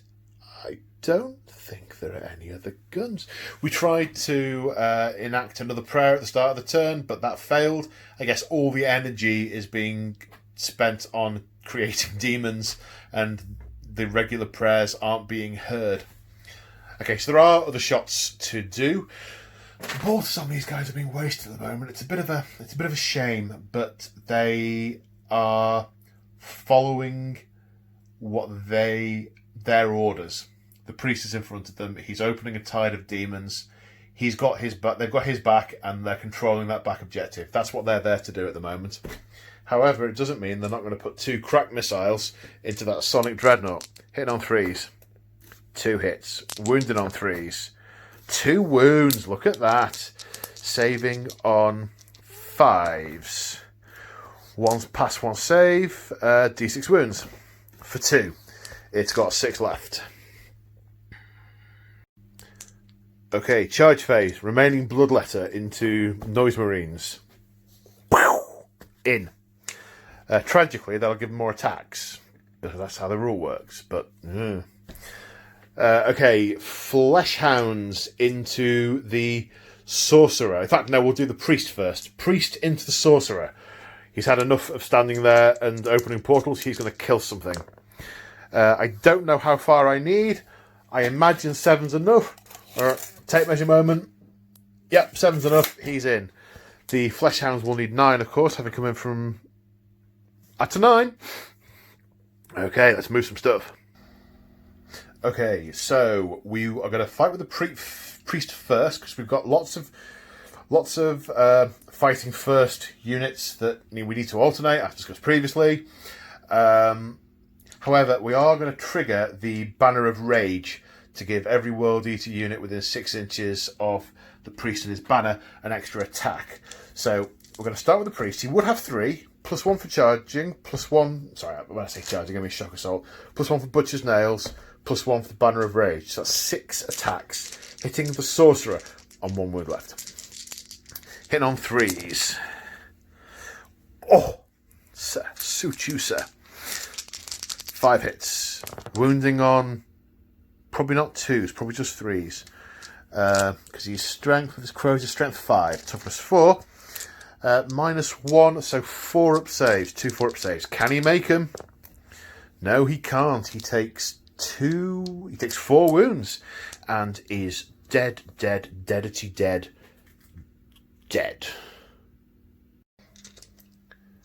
Right, those 2 possessed are going to activate to try and kill those berserkers.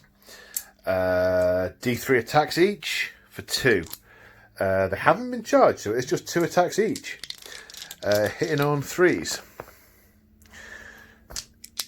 Wounding on 4s. -2. So saving on 5s. 1 saves. Guy takes a wound. Need a wound counter. I see he's got 1 wound left.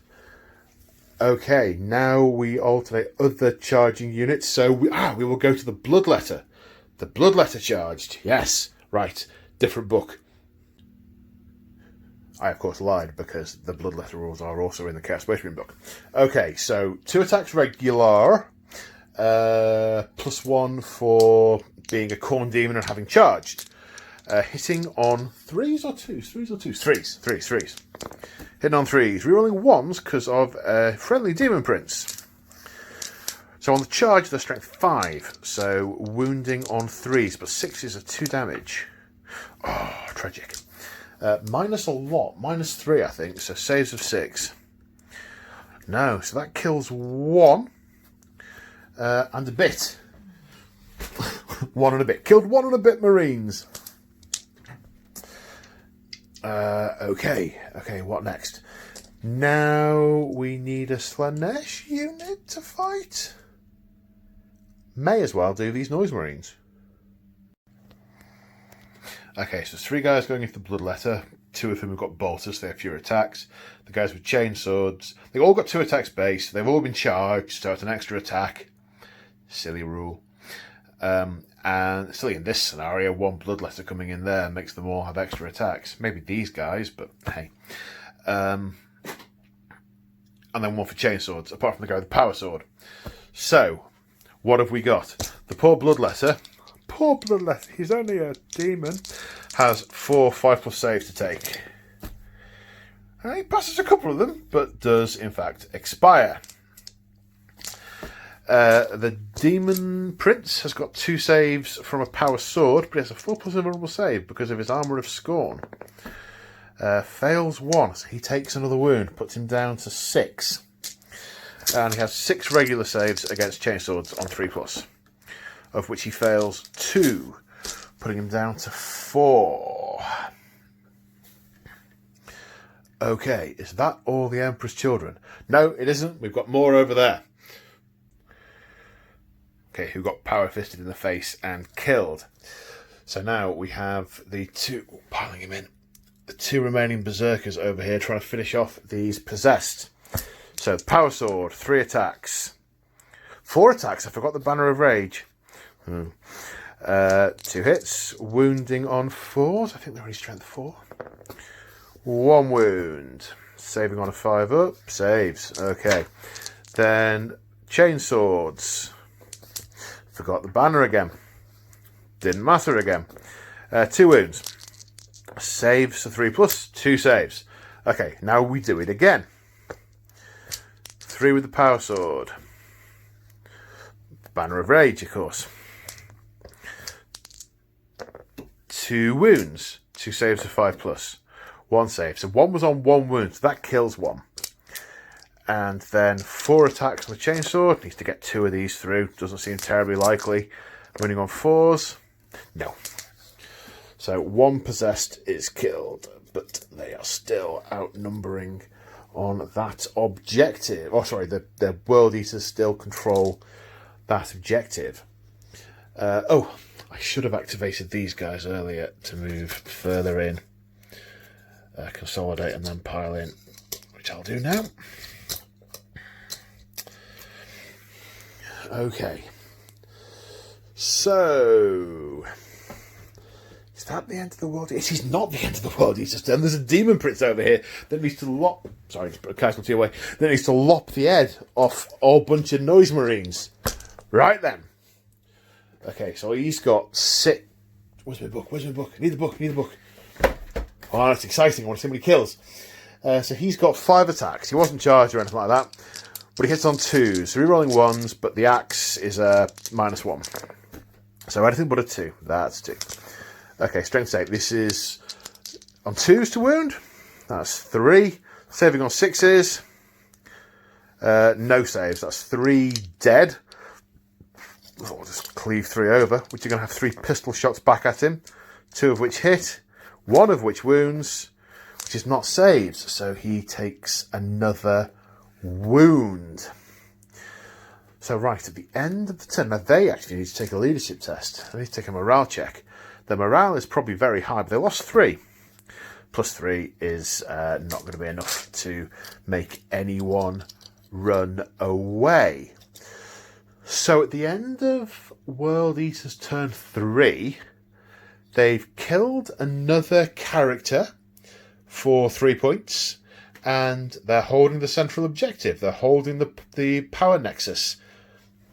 So that's another 6 points at the end of the World Eater's turn 3. Let's see what the Emperor's Children can do about that. So it's an aggressive push from the Emperor's Children in turn 3.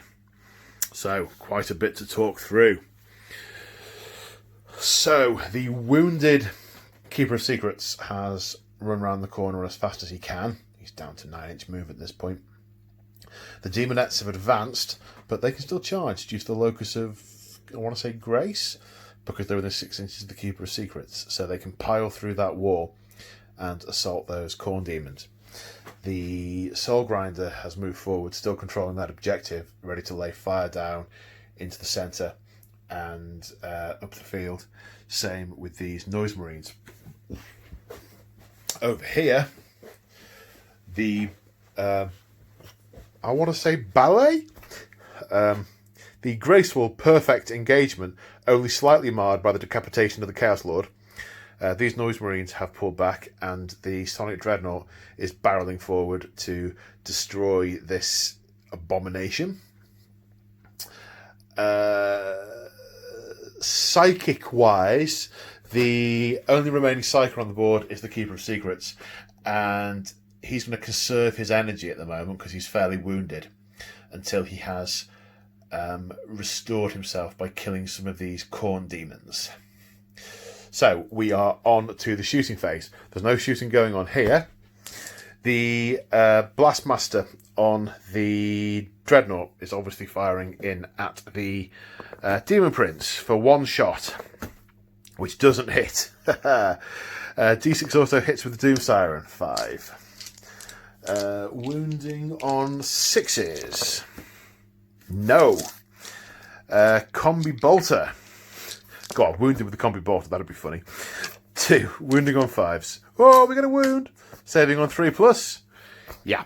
Okay, so he's down to 2 wounds on account of the Combi Bolter. That sounds about right. There are no targets for these Noise Marines here.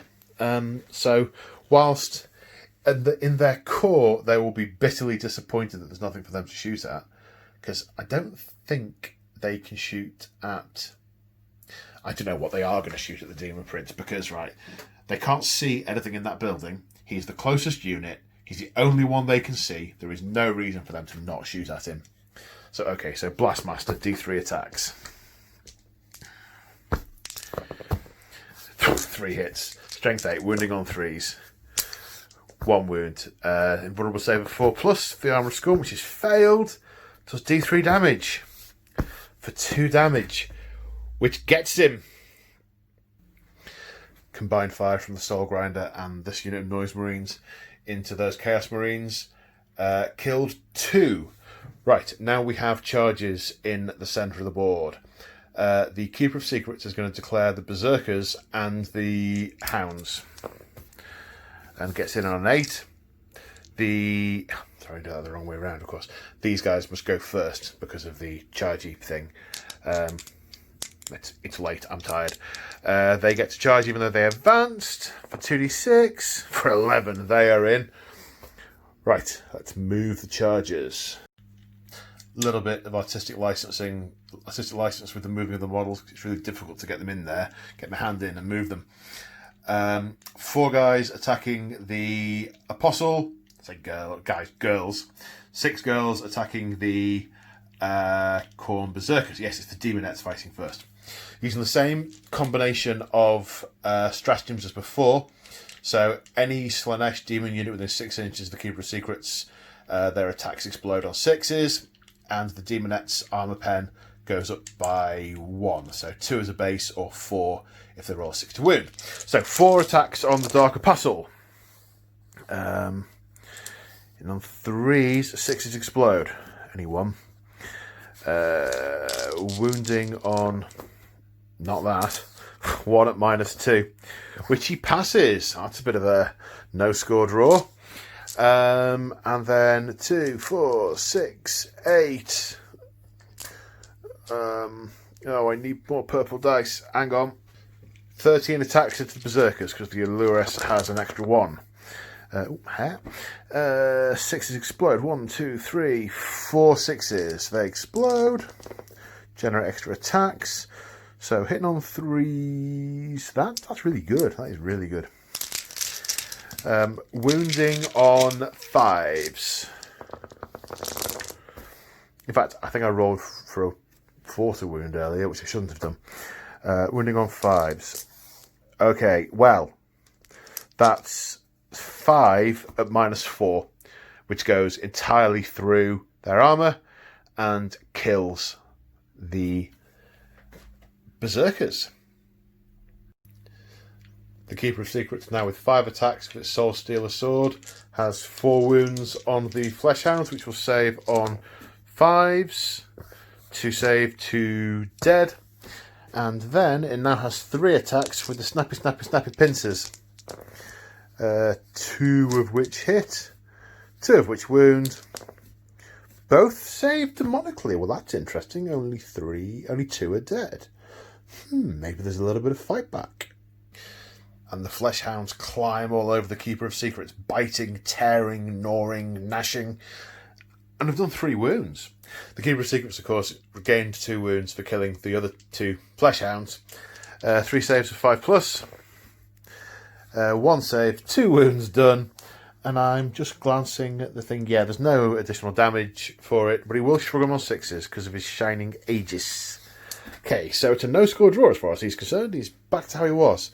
No, I'd really love the Apostle to pile in and twonk the Keeper of Secrets, but unfortunately he can't. He's in base-to-base with the Possessed. So he's going to have to hit the Possessed. Which he does quite successfully 3 times.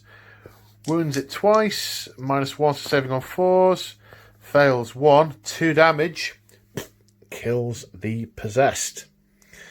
And now if he's going to consolidate, he has to go to the Demonettes. But then again, the Demonettes were in base-to-base with him, which I said before, with the thingy what's it. Okay, so that being the end of the fight phase, how am I going to count the models? 1, 2, 3, 4, 5, 6. Okay, so none of those are objectives secured. Oh, they are. Of course, the Demonettes are troops. So the Emperor's Children obsec that for 3 points, as well at the end of their turn as holding 3 or more objectives. So that's another 6 points for the Emperor's Children. Let's see what that does to the scores. So it's the end of the World Eater's movement phase, and there is an almighty roar and cry of blood for the Blood God, and the Marines abandon their backfield objective to take down this abomination. They like calling each other abominations. There's probably other words like filth and stuff. Ideally, what we'd do is we'd shoot those Demonettes with lots of bolter fire, but they're still engaged, so we can't do that. So we're going to put some bolters down here into these Noise Marines, try and kill them. Put a couple of missiles into this big thing, which will be a problem in a minute if we don't do something about it now. In fact, let's put all of the gun into this thing and see if we can do anything to it.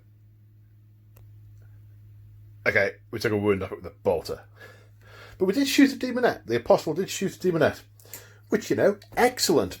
So, tally-ho, chaps. Skulls for the Skull Throne and charge. 2d6. That's in.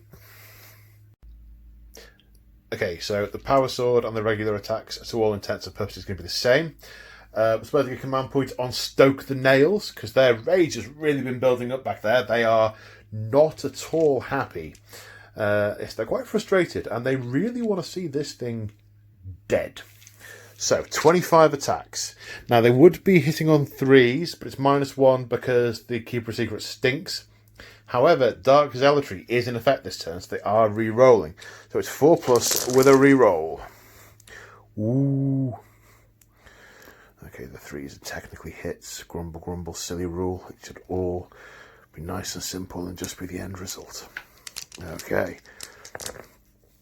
Right. Now, how many explosions? 1, 2, 3, 4, 5, 6, 7. Oh, I don't have 7 red dice on me.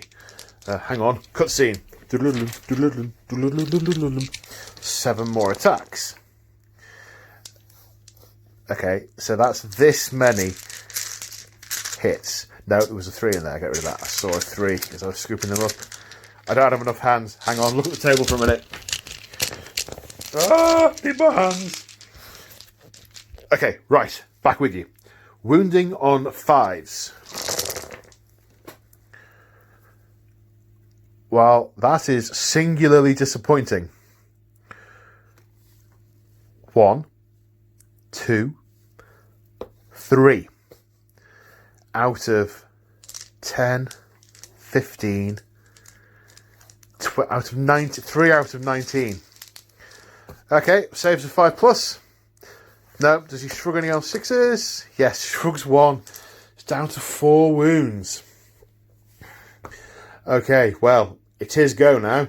Well, it's any other... In fact, it's all the Slanesh units now.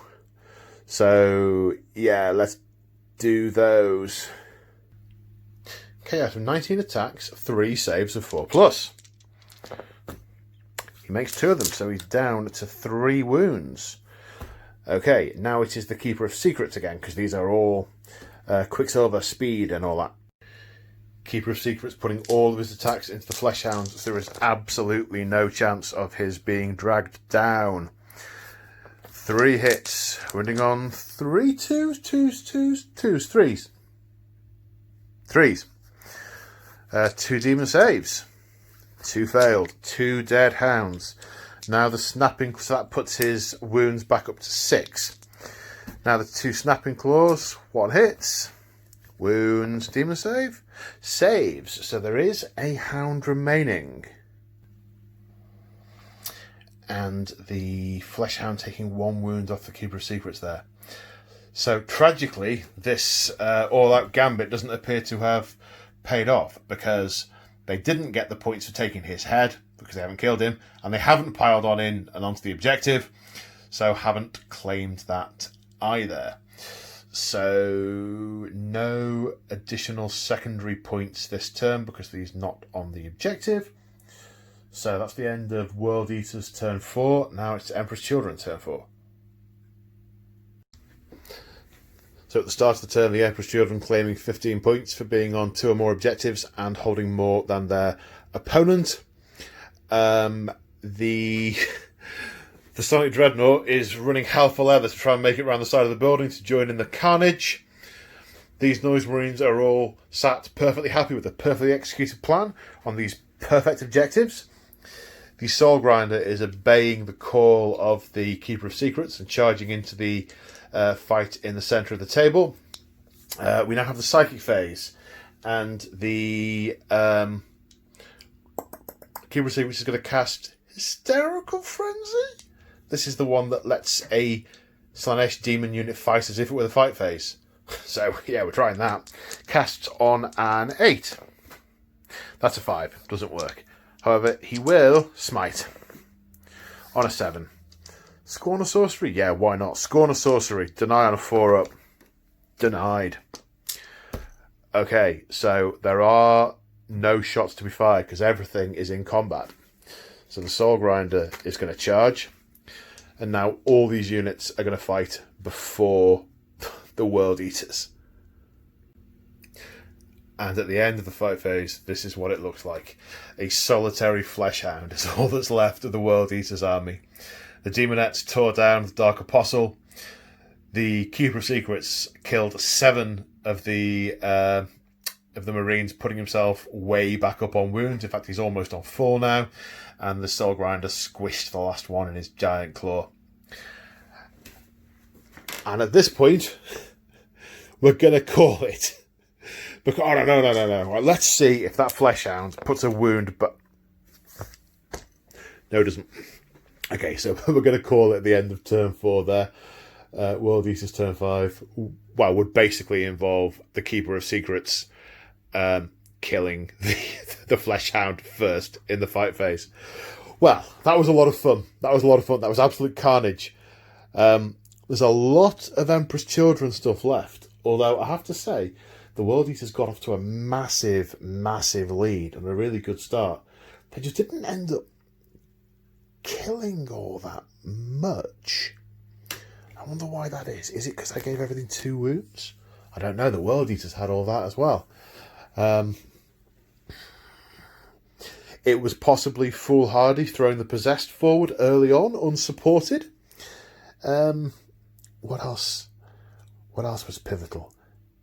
Losing the Dreadnought in turn 1. Then again, the Dreadnought wasn't very good. It's only got a Daka cannon, Reaper autocannon, which is a terrible weapon. Maybe holding back a turn with the Demon Prince and the Raptors wasn't the way to go. Maybe swarming forward. I mean, fundamentally, right? The World Eaters fell apart because I think they were outflanked, they were outmaneuvered, and the deployment used by the Emperor's Children, bringing units on over there, that lucky charge, that combination of fire, deep striking the Soul Grinder onto that objective, that got the Emperor's Children back in the points. Should I have done something similar with the World Eaters? Maybe I could have had the Raptors dropping in. They can be deployed in a dropship and jumping out and still be utterly insane. That's true. The Demon Prince, I could have done something similar with, so they were all jumping out together, giving me a few options. The terrain was a big factor. They didn't seem... Oh no, was it a big factor? In the end, where the Emperor's Children had all their gun lined up, they were able to just cover the objectives, which was absolutely not what I intended to happen. I spent a long time on the battlefield trying to make sure that didn't happen. But ho-hum. I don't know. My mind has drawn a blank. It's possibly because it's very late and I'm quite hungry. However, it was a lot of fun to play. I really enjoyed playing on this table. I enjoyed playing the two armies and the eternal battle on this forgotten world in this time glitch where it is forever burning down and the 10 legions constantly spill each other's blood in the most bitter war the galaxy has ever seen. And on that happy note, I'm going to say goodbye for now. Take care. I'll see you in the next one.